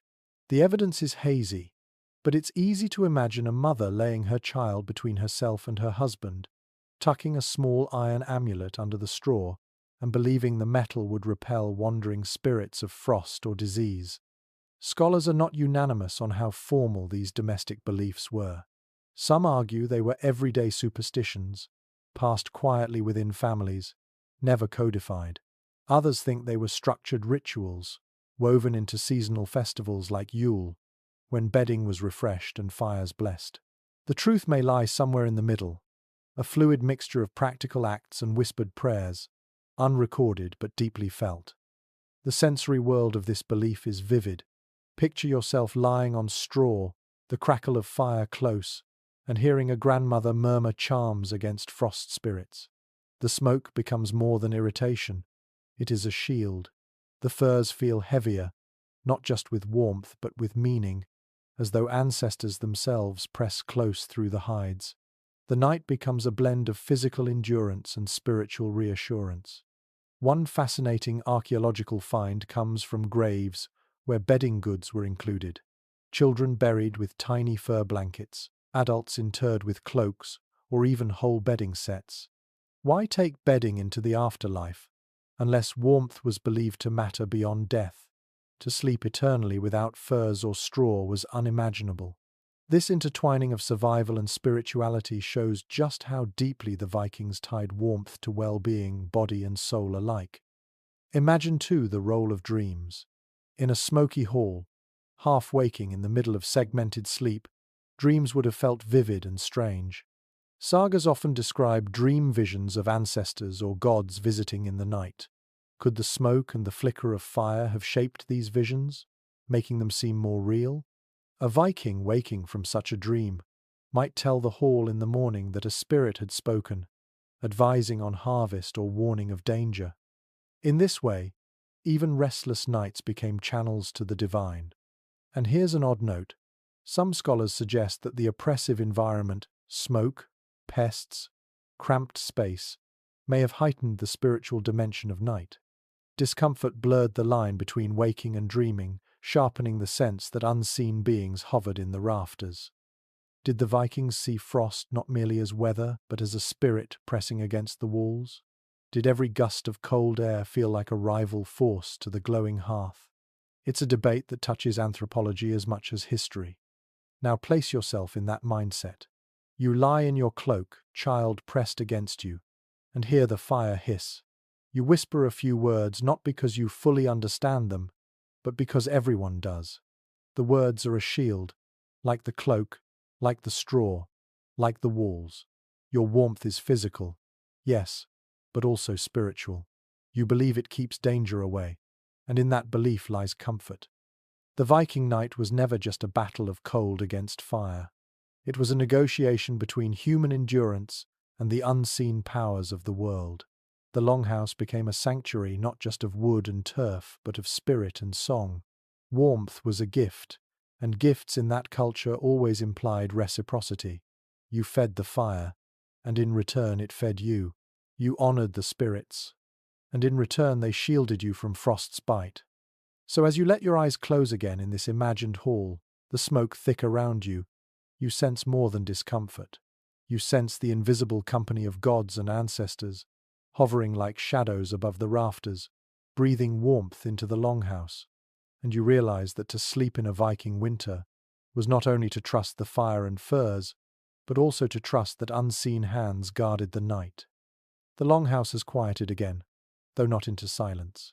Embers glow low, shadows stretch long, and you notice a quiet ritual playing out by the fire. Someone crouches, stirring the coals, their hands dusted in grey powder. They aren't building a new blaze. Not yet. They are tending to what already exists, coaxing it to last until dawn. Charcoal, ash, and embers. These were the Vikings' tools for stretching fire through the endless dark. Without them, every morning would mean the cold shock of starting from nothing. Archaeological remains of hearths often contain thick layers of ash, not just from burning but from deliberate banking. Families scattered ash across glowing embers before sleeping, trapping heat under the powder.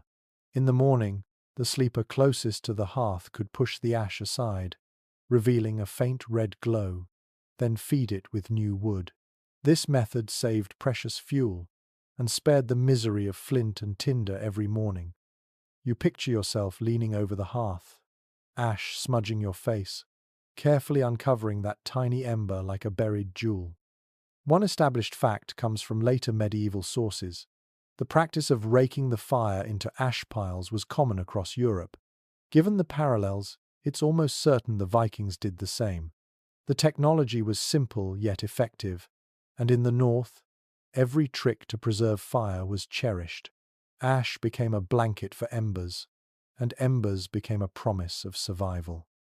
And here's an amusingly odd aside. Ash wasn't just insulation. It also doubled as a cleaning agent. Households sometimes rubbed ash on greasy pots or even on hair as a primitive shampoo. Imagine crawling into bed with ash still under your fingernails, knowing it was the same substance keeping your hearth alive. In the Viking world, nothing was wasted, not even soot. Now, consider the sensory reality. The hearth at night was less a roaring blaze than a faint, glowing snake of coals, shifting red under its grey skin. You'd hear occasional pops as tiny sparks escaped their burial, see little threads of light weaving through the ash. The smell of char lingered sharp in your nose, mixed with damp wool and fur. That faint warmth was enough to keep frost from biting too deep.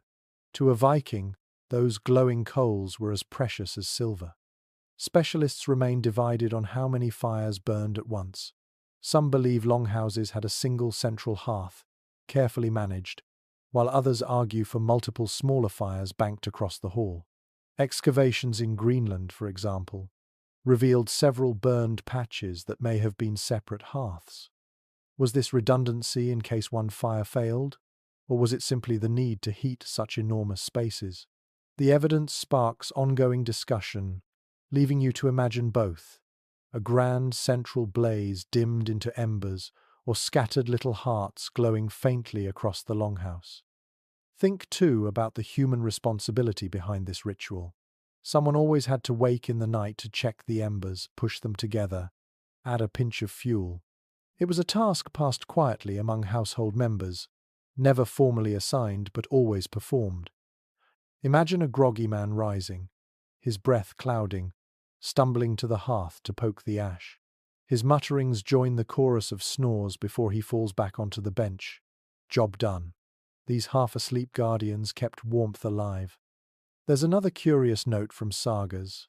Occasionally, fires are described as dying in the night, leaving households scrambling to rekindle flames from neighbors. In such cases, someone might trudge through the snow carrying a clay pot, coaxing it home before the ember cooled. To borrow fire was both practical and symbolic, a reminder that warmth itself was communal. Losing your hearth meant leaning on the goodwill of others, another thread binding Viking villages together. Now, imagine yourself at dawn. The hall is still dim, the fire banked low. You stir, teeth chattering, and shuffle toward the hearth. Ash crumbles under your fingers, and with a small thrill, you uncover the faint orange eye of an ember. Carefully you feed it twigs, then a branch. The glow brightens, smoke curls upward, and life rushes back into the hall. Around you, others stir, grateful you've spared them the cold shock of relighting from scratch. In that moment, you feel like you've carried a secret flame through the night, a bridge from dusk to morning. Scholars continue to ask, how much wood did these longhouses consume? Some estimate several tons each winter, an immense burden requiring constant chopping and hauling. The practice of banking embers under ash wasn't just convenience, it was necessity. Without it, fuel demands would have been unsustainable. Each ember preserved meant fewer trees felled, fewer hours with axe and saw. The emotional dimension of this practice shouldn't be overlooked. To wake in the dark and see that faint glow meant safety. The ember was proof the house was alive, the family still cradled in warmth. Its absence would have been terrifying, a symbol of vulnerability. You can almost hear the sigh of relief each morning as someone uncovered that stubborn glow. So you sink back into your bedding, picturing the ash-covered hearth. It may not roar, it may not dazzle, but its quiet endurance matters more than spectacle. For the Vikings, survival was less about blazing fires and more about keeping a tiny ember alive through the night. That ember was the heartbeat of the hall, glowing faintly beneath its grey cover, a promise that even in the coldest dark, dawn would not come to an extinguished world. The ember glows faintly in its ash bed, but not all Viking families relied solely on the hearth's long breath. Some experimented with tools and tricks to push the cold back further, introducing iron braziers and oil lamps into their smoky halls.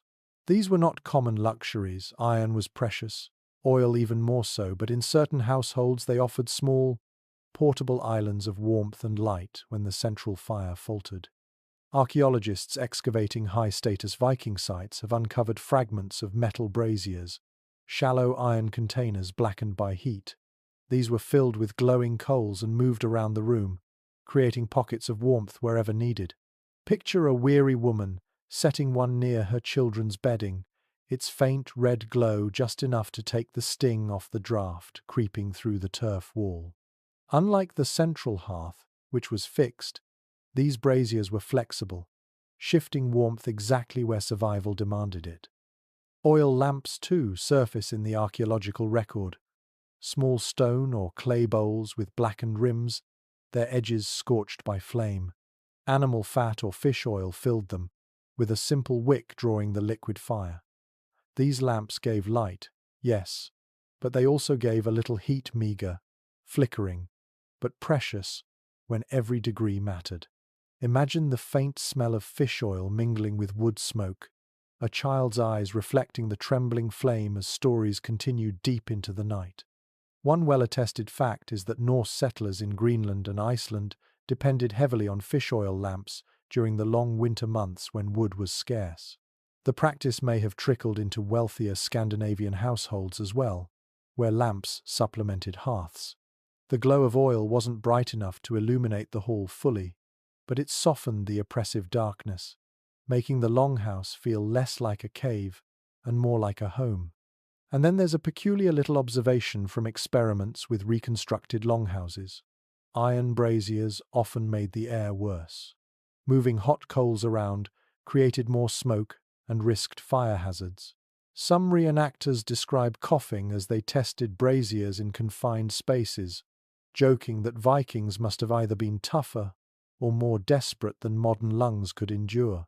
You can almost see someone dragging a brazier too close to a straw mattress, sparks flying, curses shouted in the dark. Survival and danger were never far apart. Scholars remain divided on just how widespread these tools were. Some argue they were luxuries reserved for elites, chieftains' halls, or wealthy traders who could afford the iron and oil. Others believe they were more common, pointing to the simplicity of stone lamps and the occasional brazier fragment found even in modest farm sites. The disagreement lingers, but the archaeological fragments prove at least some families slept with the comfort of auxiliary flames. Now focus on the sensory layer of it. A brazier hisses as a coal shifts inside, sending up a thin thread of smoke. The faint red glow illuminates faces around it, warm in a circle barely large enough for 2 or 3 sleepers. An oil lamp flickers, its flame guttering when a draught sneaks in, then steadying again.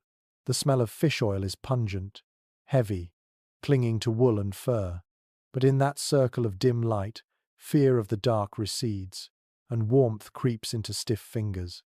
Oddly enough, some later folklore describes people believing lamps held protective power. A flame kept burning all night was thought to repel spirits and wandering souls. Was this belief already present in the Viking Age? The evidence is thin, but the continuity of practice suggests it may have been. Imagine a family unwilling to let the lamp die, not only for light, but because its flame kept frost spirits at bay. In a world of draughty walls and long nights, that faith may have been as important as the heat itself. From a practical standpoint, braziers and lamps show the Viking willingness to experiment with technology. They didn't settle for just one strategy. They layered solutions. Fire at the center, coals in a brazier, oil in a lamp, furs over bodies altogether, creating a web of defenses against the endless winter. Each solution carried risks, but together they pushed back the frost just far enough. Think of the emotional impact too. For a child lying awake in the smoky dark, a tiny oil lamp might have been more comforting than the vast hearth. The big fire smoked and roared. The lamp glowed softly, like a personal guardian. To fall asleep in its light was to feel watched over, even when draughts howled and goats snorted nearby. So, as you drift into this picture, you see the Viking longhouse not as a monolithic hall of smoke, but as a patchwork of glowing hearths. The hearth at the center, the brazier glowing by the bench, the lamp flickering near the door. Each flame held back darkness in its own way.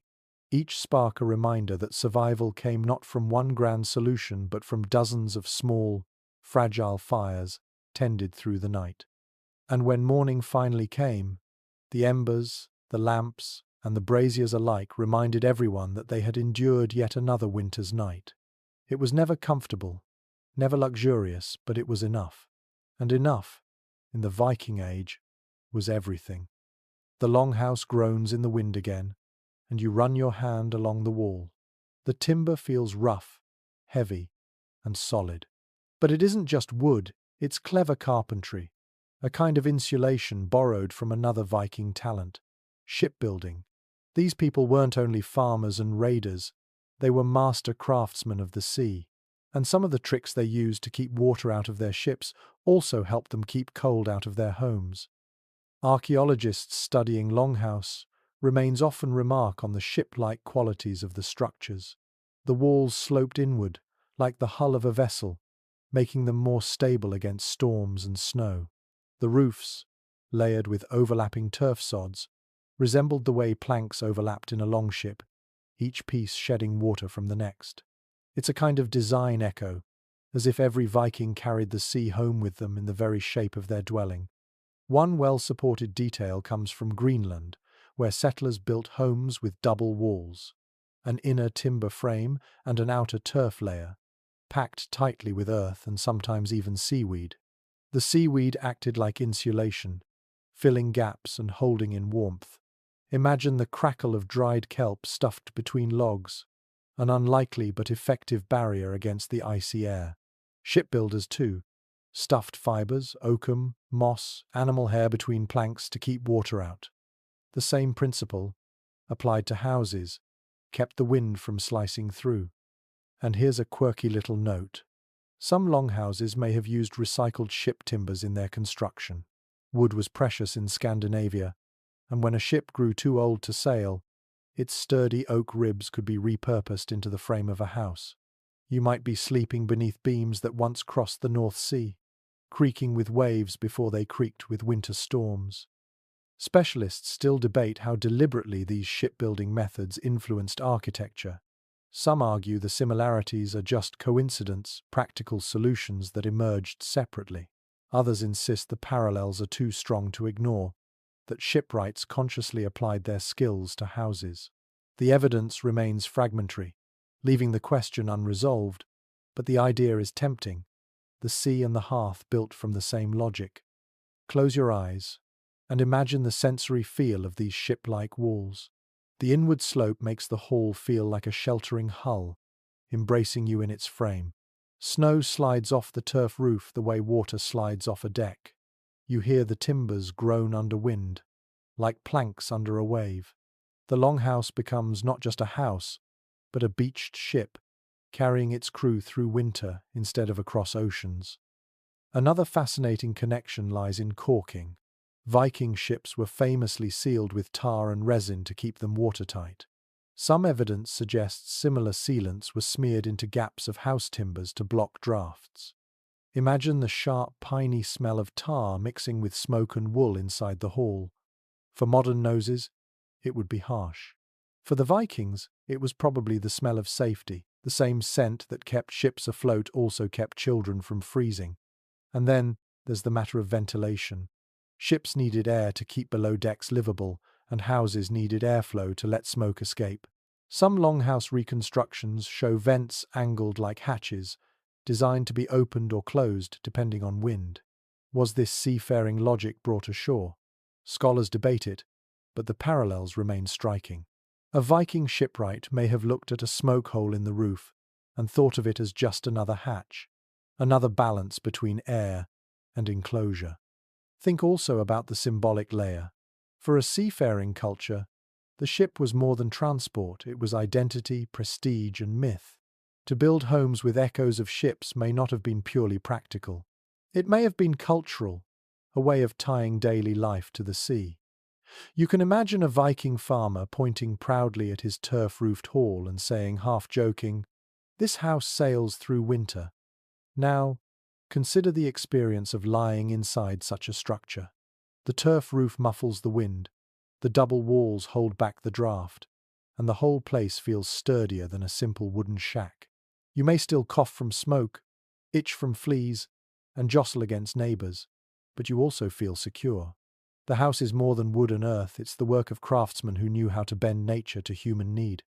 Scholars remain divided on whether this ship logic was conscious design or cultural overlap. Some say builders simply applied whatever knowledge they had.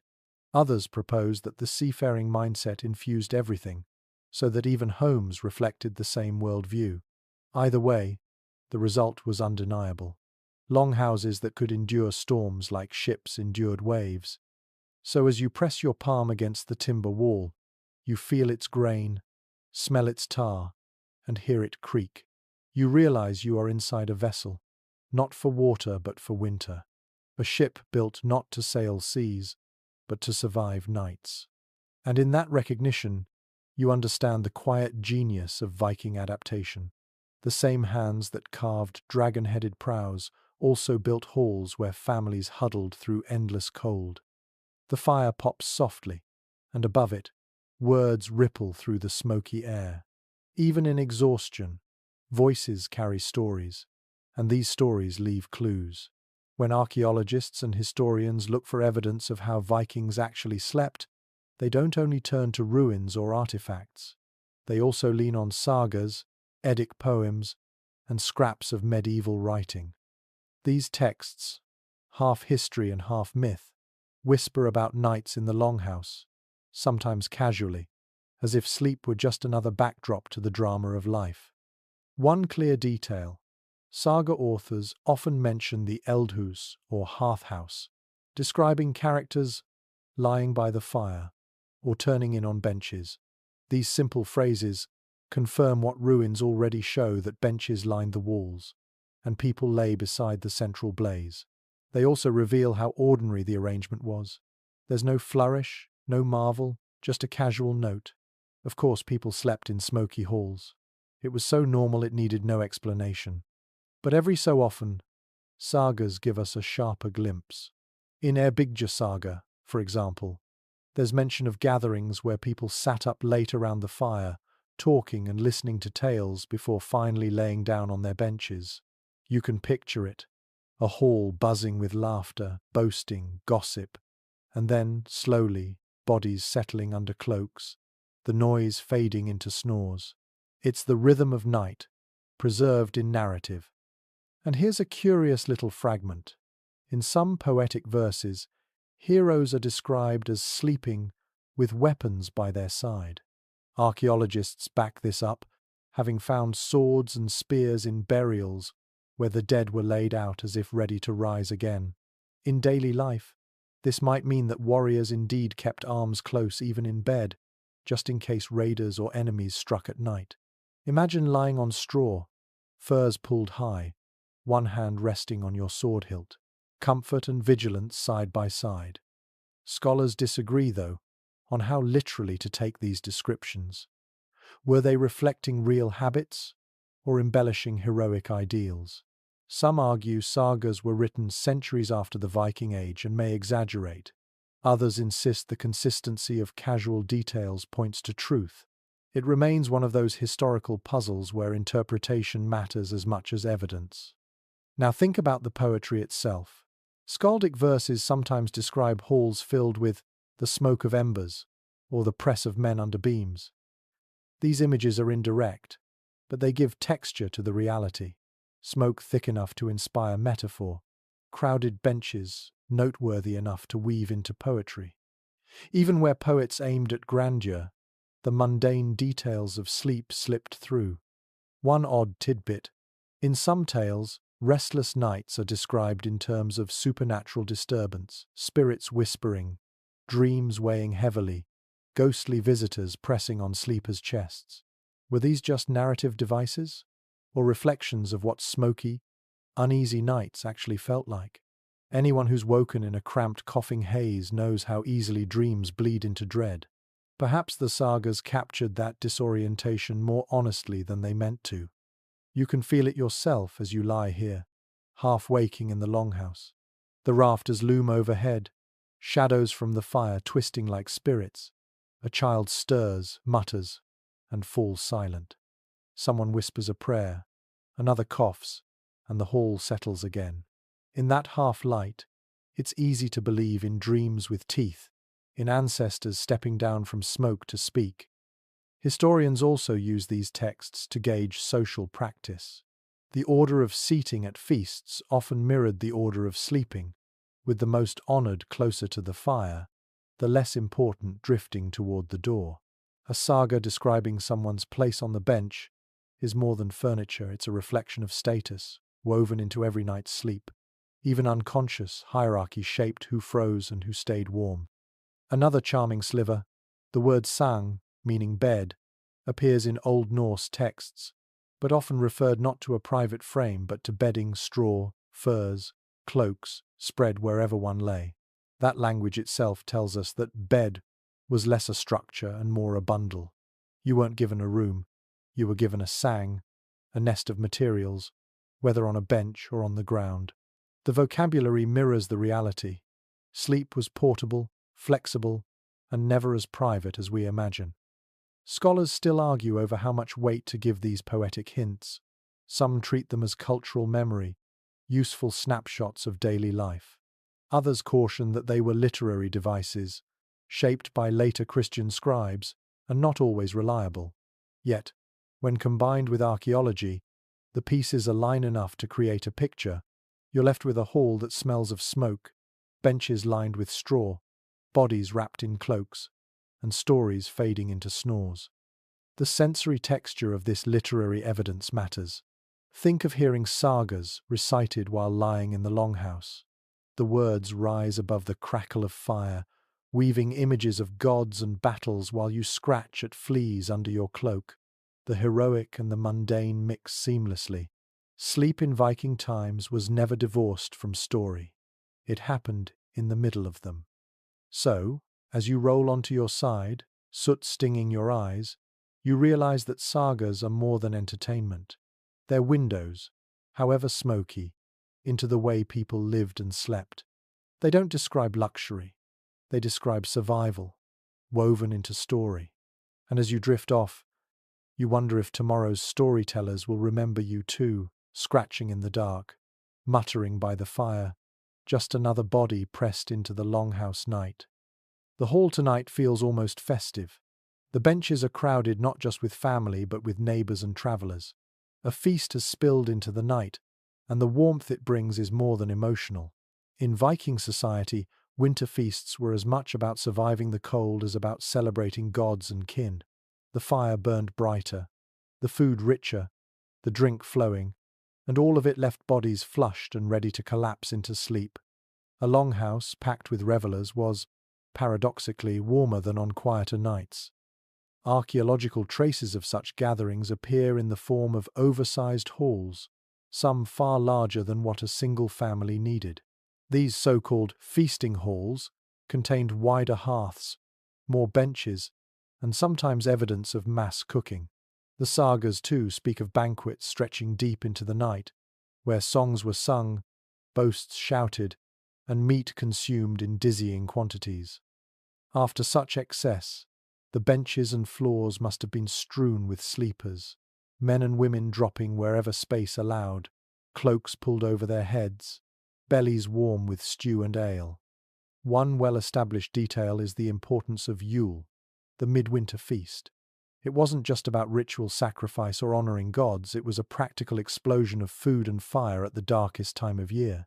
Eating heavily in the coldest weeks ensured strength for the lean months ahead, and when dozens gathered in the hall, the combined heat of their bodies raised the temperature significantly.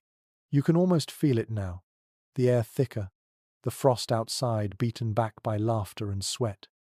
A curious tidbit comes from saga anecdotes where drunken guests were described as toppling onto their cloaks and sleeping near the hearth like logs beside the fire. These weren't private sleeping arrangements, they were communal collapse. One can imagine waking in the night to find a stranger's elbow across your chest, or tripping over someone who had dozed off mid-song. The longhouse after a feast must have resembled a battlefield of snores, bodies sprawled in chaotic comfort. Scholars debate how often such large gatherings took place. Some argue they were annual or seasonal, tied to festivals like Yule or harvest. Others suggest that in wealthier communities, feasting was frequent, a way for chieftains to display generosity and maintain loyalty. Either way, the result was the same: On feast nights, the hall became both warmer and noisier, a temporary shelter not just from cold but from loneliness. Now let your senses paint the picture. The fire burns fiercely, spitting sparks high into the smoke-filled rafters. The smell of roasted pork and spiced mead still lingers, clinging to wool cloaks and beards. The floor is sticky with spilled ale, the benches crowded with drowsy revellers. Music has faded into murmurs, then into the guttural rhythm of snores. The warmth is almost oppressive, your cheeks flushed even as draughts whisper through cracks in the wall. You drift off not to silence, but to the fading hum of community. There's a deeper psychological comfort in this too. A hall full of guests meant more than heat. It meant security. Strangers lying nearby were allies for the night, and their presence made raids or dangers less likely. The clamour of bodies was not just physical insulation, it was social insulation against fear. Oddly enough, later medieval writers sometimes sneered at these feasts, describing the Norse as gluttonous, drunken, or chaotic. Yet behind the criticism lies a truth. Feasts worked. They reinforced social bonds, filled bellies, warmed bodies, and carried people through the harshest nights. What outsiders mocked as disorder was, for the Vikings, another survival strategy. Still, scholars continue to puzzle over the role of these nights in daily rhythm. Did families sleep worse on feast nights, disturbed by noise and crowds? Or did the extra warmth outweigh the inconvenience? Reenactments in reconstructed halls suggest the latter. Many bodies in a closed space raise the temperature enough that even thin bedding feels luxurious. Discomfort was tolerated when it meant not freezing. Imagine now curling up on your straw mattress, cloak over your head, while around you dozens of others snore and mutter. Somewhere nearby, a man talks in his sleep, boasting of victories. A child whimpers in a dream. The fire pops, a drunk uncle groans, and the hall shifts with the restless tide of communal slumber. It is messy, loud, and yet oddly comforting. You are carried by the warmth of food, the buzz of drink, and the nearness of bodies.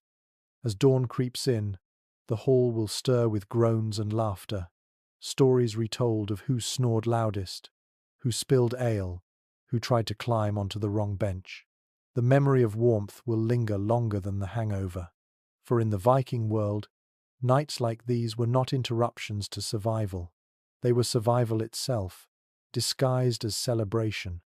So you sink deeper into your furs, belly full, head buzzing faintly, and you understand the quiet brilliance of Viking feasting. It wasn't mere indulgence. It was insulation against the cold, against despair, against the loneliness of winter. And in that crowded, smoky hall, you let the hum of humanity lull you into sleep. The embers glow low, and you wake to find a stranger curled not far from your feet. His cloak is travel-stained, his boots still caked with frozen mud. He isn't family, not even a neighbor, but he has been given a corner of the bench for the night. Hospitality was not a luxury in the Viking world, it was a law of survival. If a traveler appeared at your door in winter, you didn't leave him to freeze. You brought him into the smoky longhouse, shared fire and food, and gave him space to sleep, however cramped. The sagas are full of references to this custom. Visitors asked for fire and seat as a matter of right, and hosts were judged by how generously they gave it. Archaeologists back this up with the sheer size of some longhouses. Many were built large enough not only for families and livestock but for guests. The unspoken rule was clear. In the north, a closed door could mean death. A house that opened itself earned honor. A house that refused shamed its owner. You can almost feel it as you roll over in your imagined bedding. The stranger exhales, his breath mingling with yours in the smoky air. His presence makes the hall warmer, though less comfortable. His snores join the chorus. His body heat adds to the pool of warmth. You might mutter about his smell, but you know you would want the same kindness if you arrived here half frozen on a stormy night. One firm detail from saga literature is the idea of the gestastofa, or guest space, sometimes mentioned in Icelandic texts. Whether this was a literal room or simply a designated part of the hall, it shows how central hospitality was. Even in cramped longhouses, some space, no matter how drafty, was reserved for newcomers. Here's a quirky side note. Some stories mention guests being expected to share gossip or news in return for lodging. Hospitality wasn't only warmth and food, it was information exchange. Imagine lying half asleep, listening to a traveler whisper about distant markets, kings, or storms, while children pressed close to hear tales of lands they would never see. A guest could bring warmth not just to the body but to the imagination. Scholars still debate whether this generosity was entirely altruistic. Some argue that Viking hospitality was strategic, part of a culture where reputation mattered more than wealth. To be known as a generous host meant allies in times of need. Others suggest it was simply pragmatic. Turning away strangers might breed enemies or curses. Either way, the longhouse became a revolving door of humanity, where family, kin, servants, and travelers all shared the same smoky roof. Now, picture the sensory overload of such a night. You already sleep beside children and livestock. Add to that a handful of travelers, still damp from snow, their cloaks heavy with frost melting into puddles on the floor. The smell thickens: sweat, wet wool, manure, fish oil from lamps. The benches are crowded, straw flattened by unfamiliar bodies, elbows and knees pressing into your ribs. Privacy, already a scarce luxury, vanishes altogether. Yet the warmth rises, the hall feels fuller, and the night becomes survivable. There's even evidence from burial sites that some travelers were honored enough to be laid to rest with bedding goods. Perhaps their status as guests carried symbolic weight, linking the act of being hosted in life to being hosted in death with furs and cloaks. If true, it reveals how deeply the idea of sharing warmth ran through Viking culture. Think also of the emotional balance. Welcoming strangers meant safety and potential friendship, but it also meant risk. Was this man by your feet truly harmless? Did he carry sickness, secrets, or intentions less friendly?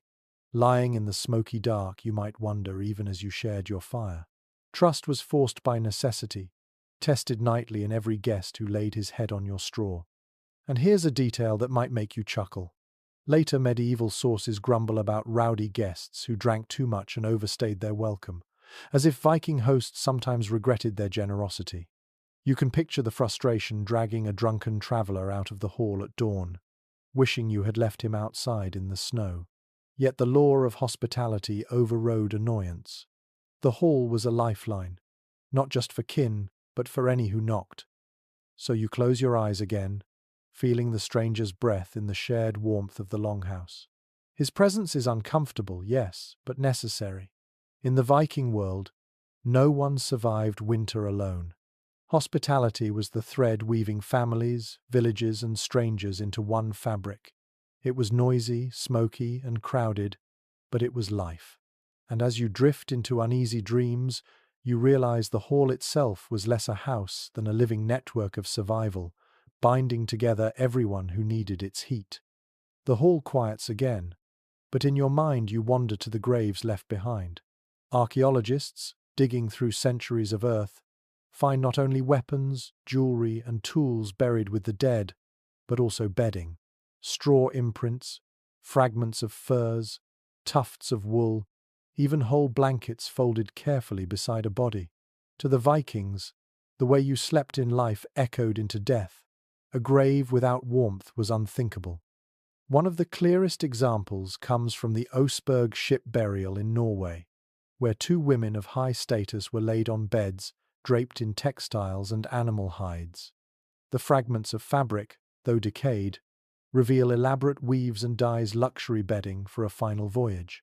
Archaeologists note that even ordinary graves often contain traces of wool and fur. It's as if every Viking, no matter how poor, was ensured a bed for eternity. The logic is simple but profound. If warmth meant survival in life, it surely mattered in the afterlife. A dead child was wrapped in a fur blanket. A warrior was laid with his cloak. A woman was given her bedding, as if she might need to rest after the long journey to the other world.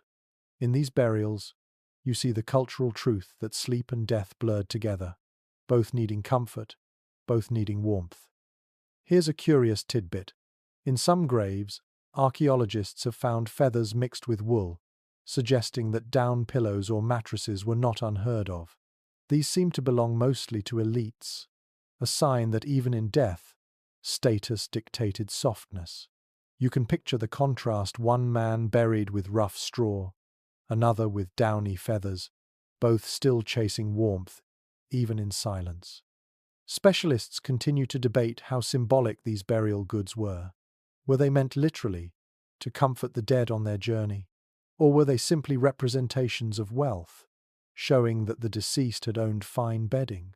Some scholars argue for spiritual utility, others for social display. As usual, the truth probably lies somewhere in between. But whether symbolic or practical, the message is clear. Bedding mattered. Furs, wool, straw. These were as central to identity as weapons or jewelry. The Vikings saw no separation between survival and meaning. To them, the blankets that kept a family warm also carried them into the next world. Now imagine standing at a burial mound. The air is cold, and families gather to lay someone to rest. They drape him in his cloak, tuck a fur around him, maybe even spread straw beneath his body. The gestures are quiet, tender, and familiar, the same motions they made every night in the longhouse, now repeated one last time. To bury someone was to put them to bed, and to believe that beyond this sleep, warmth would still matter. Think, too, of the sensory echoes: the smell of wool, the texture of fur, the crunch of straw under a corpse all remind the living of nights shared in smoky halls. Funerals weren't alien events. They were extensions of daily rituals.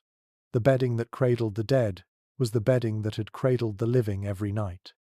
One peculiar find from Birka in Sweden revealed a child's grave lined with birch bark beneath the straw. Scholars wonder if this was extra insulation or perhaps symbolic purity. Either way, it shows that even the smallest details of comfort carried into burial practices. The dead were not sent naked into the soil. They were wrapped as if for sleep. The sagas, too, preserve glimpses of this overlap. Warriors are described as lying down with cloaks pulled tight, both in life and in death. The same language bridges the two states, reinforcing the cultural idea that sleep and the grave were neighbors. Death was simply a longer night, one for which bedding was still required. And here's another intriguing observation. Many graves place animals near humans, horses, dogs, even cattle. Some interpret this as symbolic companions, but consider the nightly reality of the longhouse, where animals slept only a partition away. To lie beside beasts in death may have mirrored the closeness of life, when cows' breath warmed the hall and goats bleated through the dark. Scholars still disagree about how much emphasis to place on this. Some argue that bedding in graves was primarily about status, a way to flaunt textiles and furs that were costly. Others emphasize spiritual symbolism, pointing to beliefs in a journey after death that required rest and warmth. Both views carry weight. What's certain is that Viking burials show an unusual attention to the materiality of sleep. Now let yourself feel it.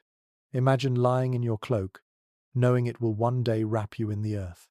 Imagine smoothing a fur over a child, aware that someday such a fur might rest in a grave.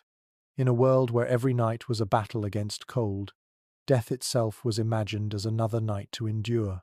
Warmth, both literal and symbolic, remained the great safeguard. So as you curl again in your imagined bench, scratching at straw and tugging your cloak closer, you realize that the Vikings didn't separate life, sleep, and death. All three flowed together, each shaped by the same furs, cloaks, and fires. To live was to fight the cold, to sleep was to fight it together. To die was to carry that fight into another realm, wrapped in the same bedding that once held you through countless nights. The hall tonight feels different, more restless, more unsettled. Sleep doesn't come easily, and you sense why. In Viking culture, the night was not merely a time of rest, it was a time of danger. Darkness was filled with uncertainty, with whispers of raiders, spirits, and dreams that might not be dreams at all. To lie down under your cloak wasn't just to close your eyes against cold, it was to place your trust in the fragile defenses of wood, fire, and community. Sagas give us glimpses of this unease. Characters sometimes describe being kept awake by fear, or rising in the night to check doors and fires. The longhouse was never impregnable. Its walls of timber and turf could keep out frost. But what about thieves slipping through the dark? What about enemies who waited for families to sink into slumber before striking? One saga tells of raiders bursting into a hall at dawn, cutting down men still groggy from sleep. Nights were not always safe havens. They could be traps. One thing archaeologists often point to is the presence of weapons near sleeping areas. Graves show swords laid at the sides of men and women, even children sometimes given knives. This suggests that weapons weren't locked away. They stayed close, ready to be seized at a moment's notice. Imagine lying down with a spear propped against the bench, its shadow stretching across the smoky wall. Sleep came, but lightly, always with one ear open for the crunch of snow outside. Here's a curious tidbit. Sagas occasionally mention dogs sleeping in halls as guardians. Their barks would cut through the night if strangers approached. Dogs were more than companions, they were alarm systems. A restless growl in the dark might send a man's hand groping for his axe before he even opened his eyes. So even as warmth and family cocooned you, fear pressed at the edges of consciousness. Scholars debate how deep this fear ran. Some argue that Viking villages were tight-knit, with neighbors close enough that raids were rare and nights mostly peaceful. Others insist that sagas reflect genuine anxiety that violence could arrive at any moment. The disagreement highlights the ambiguity of evidence. But whether fear was constant or occasional, it shaped how people thought about sleep, not as surrender, but as vigilance. Now consider the sensory side of this fear. You're wrapped in furs, but every creak of timber makes your heart jump. The wind shifts, rattling the roof boards, and you wonder if it's a storm or footsteps. Smoke twists into strange shapes above the hearth, and your half-dreaming mind imagines spirits. A cough beside you reassures you, but also reminds you how thin the boundary is between life and fragility. Sleep, when it comes, feels like risk as much as relief. And it wasn't just human enemies. Folklore brimmed with creatures of the dark. Trolls, draugr, and spirits were said to wander at night, pressing on the chests of sleepers, twisting dreams into nightmares. In sagas, whole households wake in terror from visitations. Were these supernatural tales just metaphors for smoke-choked hallucinations, or did Vikings truly believe their sleep was vulnerable to attack from the unseen? Historians disagree, but the sheer number of such stories suggests they colored nightly imagination. Oddly enough, smoke itself may have fueled this. Modern studies of smoke inhalation show it disrupts sleep, causes shallow breathing, and can spark vivid dreams or hallucinations. Lying in a smoky longhouse, coughing, eyes stinging, the line between nightmare and reality blurred. A shadow in the rafters could easily become a spirit. A dream of suffocation might feel like a draugr sitting on your chest. Night fear was built not only from sagas, but from lived, smoky experience. One peculiar discovery from Icelandic farm ruins is the remains of heavy doors and locking mechanisms. Even in such remote settlements, families secured themselves carefully at night. Some scholars argue this was more about livestock theft than murder, but the message is the same. Doors were more than barriers against the cold, they were defenses against intrusion. To bolt the hall at night was to acknowledge that the world beyond the walls was not to be trusted. Think about the emotional weight of this. Every night meant balancing two truths. You needed to sleep, but you couldn't fully let go. Parents lay awake, one ear tuned to children's breathing, the other to the storm outside. Warriors clutched their swords even under blankets. Old women whispered charms to ward off spirits, muttered prayers that dawn would come without disturbance. Sleep was communal, but so was fear. Scholars still argue over how fear of raids shaped Viking society. Some suggest it fostered toughness, a culture where rest was always half ready for battle. Others propose it bred cohesion. Families who slept close and trusted one another were bound more tightly by the shared awareness of vulnerability. Both views may be true, and both help explain the intense loyalty and ferocity for which Vikings became famous. So, as you lie again in your imagined straw bed, you feel the contradiction. Warmth on one side, fear on the other. The fire glows. Your family breathes around you, but your ears still strain for noises in the dark. In the Viking longhouse, sleep was never only about rest. It was about daring to close your eyes in a world where danger pressed against thin walls of wood and turf. And every dawn was proof, not only of survival against cold, but against the night itself. The embers pulse softly, and while bodies around you breathe in unison, another layer of Viking night presses in illness. For all the warmth of furs and fire, the longhouse was also a breeding ground for sickness. Smoke filled lungs, pests crawled in bedding, and dozens of people shared the same air, night after night. In this enclosed world, sleep and sickness walked hand in hand. Archaeological evidence paints a sobering picture. Viking skeletons show signs of chronic respiratory issues, ribs deformed by constant coughing, lungs scarred by years of inhaling soot. Living in a smoke-filled hall may have kept frostbite at bay, but it meant lungs rarely knew clean air. Imagine trying to fall asleep while your chest rattled with phlegm, coughing yourself awake every hour. A child wheezing in the corner wasn't a rare tragedy. It was the nightly background of life. One well-documented fact is that turf-roofed houses trapped humidity. Moisture seeped through, clinging to wood and bedding. In such dampness, illnesses thrived. Archaeologists in Iceland have found mold spores preserved in turf remains, proof that the very walls may have worsened health. You roll on your straw mattress and realize it isn't only fleas you're fighting. It's the invisible fungi and bacteria drifting in the smoky dark. And then there's a grimly quirky tidbit. Lice themselves may have spread disease. Some researchers suspect that typhus-like illnesses could have circulated in these crowded halls, passed from head to head in nightly scratching sessions.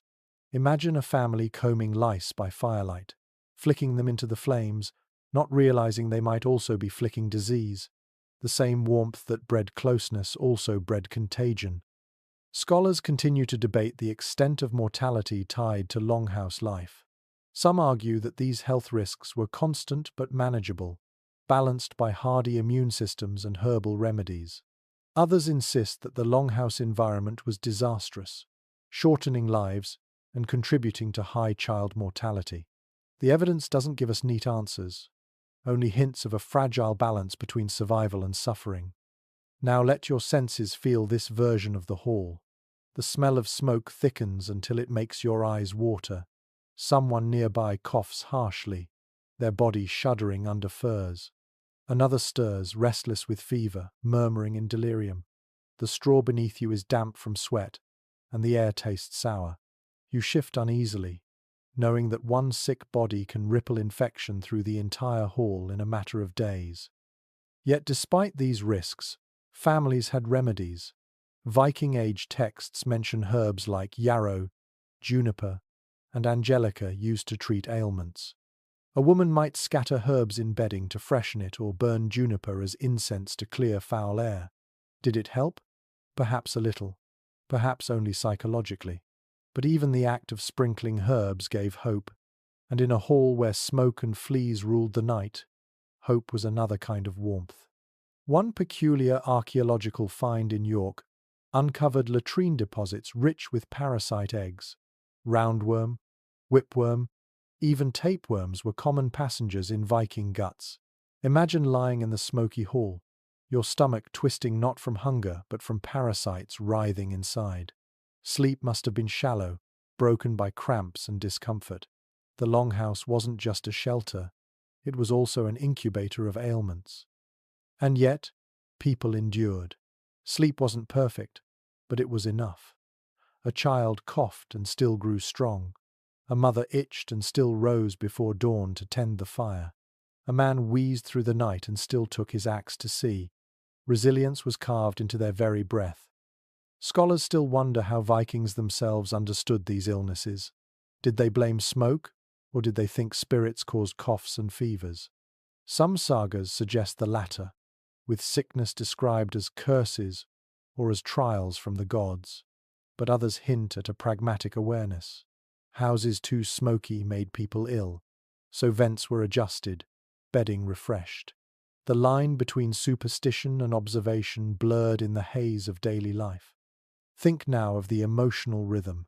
Parents worrying over sick children pressed between them for warmth. Elders muttering prayers while coughing themselves to sleep. Neighbors whispering in the dark about whether illness meant bad spirits or simply bad air.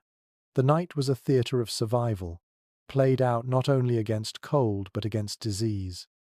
You can almost hear it now. The uneven chorus of snores and coughs, some sharp, some wet, some lingering like shadows. The sound tells the truth: this hall is not just alive, it is alive with sickness. But still, families cling together, sharing warmth, herbs and hope. So, you settle again under your cloak, breathing the smoky air that scratches your throat. You accept that comfort and sickness are inseparable here. The same walls that protect you also choke you. The same warmth that sustains you also breeds fever. In the Viking longhouse, sleep was never simple rest. It was survival on a knife's edge, fought each night against both frost and disease. The hall groans under the weight of snow, but tonight you think less of smoke and straw and more of what this place means beyond survival. The longhouse is not simply a shelter, it is the heart of Viking society, where every night sleep stitched families and communities together. To rest here was to participate in a rhythm older than memory. Firelight, shared bodies, and the endless negotiation between cold and warmth. Sleep wasn't just personal, it was cultural. Archaeologists studying settlement patterns have noticed that longhouses were almost always central in villages, larger and sturdier than outbuildings. They were status symbols, yes, but also collective anchors. When you imagine lying on your bench, it isn't just a bed, it's a place in the social fabric. Your position, your neighbors, even your bedding spoke volumes about who you were. Nearer the hearth meant higher standing, by the door meant lower. Hierarchy didn't end when people lay down. It stretched right into the smoky dark. One well-established detail comes from reconstructions. A longhouse wasn't simply residential. It was multifunctional barn, workshop, feasting hall, and bedroom rolled into one. That meant sleep was never isolated. As you lay in straw, someone else sharpened a tool at the fire. A woman spun wool by lamplight. A child coughed. An animal shifted in its stall. Rest happened in the midst of life, not apart from it. And here's a quirky angle. Some sagas describe disputes about who got to sleep where, as if benches were contested property. Arguments broke out over placement, over warmth, over whose cloak stretched furthest. Imagine bickering at night about who claimed the best spot, voices rising even as others tried to drift off. It's almost comic domestic squabbles, echoing in the same smoky rafters that had witnessed heroic boasts hours earlier. Scholars still debate how strongly these nightly arrangements influenced identity. Did growing up pressed between relatives foster stronger family loyalty, or did it fuel resentment and rivalry? Some anthropologists argue that the Viking world's emphasis on kinship and oaths reflected habits learned in childhood trust, built under cloaks in crowded beds. Others point to saga feuds as evidence that close quarters could just as easily breed hostility. The evidence can't decide, but you can feel the truth of both as you roll over, bumping into your cousin's elbow. Now pause and picture the sensory mix of culture and sleep. The crackle of fire is also the rhythm of storytelling. The itch of straw is also the texture of shared labor harvest turned into bedding. The smell of smoke is also the scent of ritual, linking gods, hearth, and ancestors. Even rest itself becomes a cultural act. Every sigh, snore, and whispered prayer is woven into a larger fabric of belonging. One fascinating find in Iceland revealed postholes suggesting longhouses were periodically extended, lengthened over generations. This means the sleeping platforms too grew with families, stretching like living organisms. Imagine lying in a hall where your grandparents once slept, your children soon to lie beside you. The continuity of place made the act of sleeping a thread in a generational tapestry. Each night's rest was not just about today, it was part of a centuries-long pattern. Oddly enough, later folklore hints that where you slept even shaped personality. A child who always lay nearest the door, exposed to draughts, was thought to grow tough and hardy. One who always lay by the fire grew spoiled and soft. Was this superstition? Perhaps. But it reveals how closely Viking culture tied the material act of sleep to the moral fabric of life. Scholars continue to wrestle with the broader meaning of these nightly rituals. Some frame them as adaptations, purely practical fire, furs, benches. Others insist they were also symbolic, shaping identity, belief, and community. When you combine evidence from archaeology, sagas, and folklore, the picture is richer. Sleep was survival, but also story, status, and spirituality. Now feel it one more time. You lie on your straw, cloak pulled high, child pressed against your side. The fire smoulders, goats breathe softly behind the partition, a cousin snores at your feet. It isn't peaceful by modern standards, but it is profoundly human. Every sense engaged, every bond tested, every night survived together. The longhouse was more than architecture. It was culture carved in wood and wool, lived each night between sleep and waking. So as you let your eyes close again, you realize you're not just imagining how Vikings slept, you're imagining how they lived. The two cannot be separated. For them, rest was survival, community, identity, and continuity all pressed into the smoky dark of the hall. The night stretches into its last hours, and as you lie there half waking, the entire picture of Viking sleep begins to resolve in your mind. You felt the smoke sting your eyes, the straw scratch your skin, the furs weigh heavy across your chest. You've shared breath with children, pressed knees against relatives, listened to goats shifting in the dark, and whispered prayers into the smoke. To sleep in a Viking longhouse was to surrender not only to exhaustion but to an entire system of survival, culture, and meaning. Archaeologists and historians, piecing together fragments of bone, wood, and saga text, show us a world where no detail was wasted. A cloak doubled as a blanket, a goat doubled as a heater, a fire doubled as a spirit to be honored. Bedding wasn't merely comfort, it was a survival toolkit, a patchwork of whatever materials a household could gather. Straw refreshed with ash, wool cloaks, hides traded from far lands, sometimes even down or feathers for the wealthy. Every night was an act of improvisation, weaving together human warmth, animal presence, and spiritual trust. One firm detail that emerges is just how integrated sleeping was with the rest of life. The longhouse was no separate bedroom. It was a living organism where meals, work, gossip, worship, and sleep flowed into one another.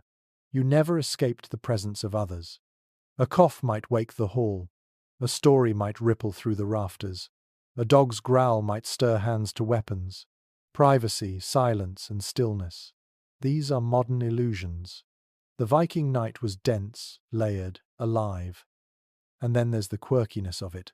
Fleas hopping across furs, ale-fueled snores vibrating through the benches, children wriggling crosswise, raiders sometimes barging through the door. It wasn't serene. It was messy, noisy, itchy, and still. People rested. Because rest wasn't perfection. It was enough. Survival didn't demand luxury. It demanded endurance. Specialists still disagree on how well people truly slept. Some argue segmented rest, broken into 2 or 3 cycles, allowed families to cope with fire tending and noise. Others suggest sleep was shallow, constantly interrupted, leaving Vikings in a permanent state of fatigue. The truth may never be settled, but the continuity of their world proves one thing.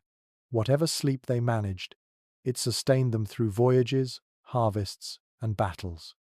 Now close your eyes in this imagined hall. The benches creak with shifting bodies. The fire sighs under its cloak of ash. A cow exhales softly in its stall. Beside you, a child twitches in a dream, and your partner pulls the cloak tighter around both of you. You are wrapped in warmth that is fragile but sufficient. Above you, smoke curls like a second ceiling, hiding gods and spirits in its folds. Every detail is discomfort, and every detail is survival. The Viking longhouse was not just a building, it was a ship of the night, carrying families through storms of frost and darkness. Its walls were hulls, its rafters masts, its benches bunks. By morning, if embers glowed and breath still rose, then the voyage of another night had succeeded. And so you drift into the last dream of this journey, realizing that the Vikings didn't beat winter with luxury. They beat it with closeness,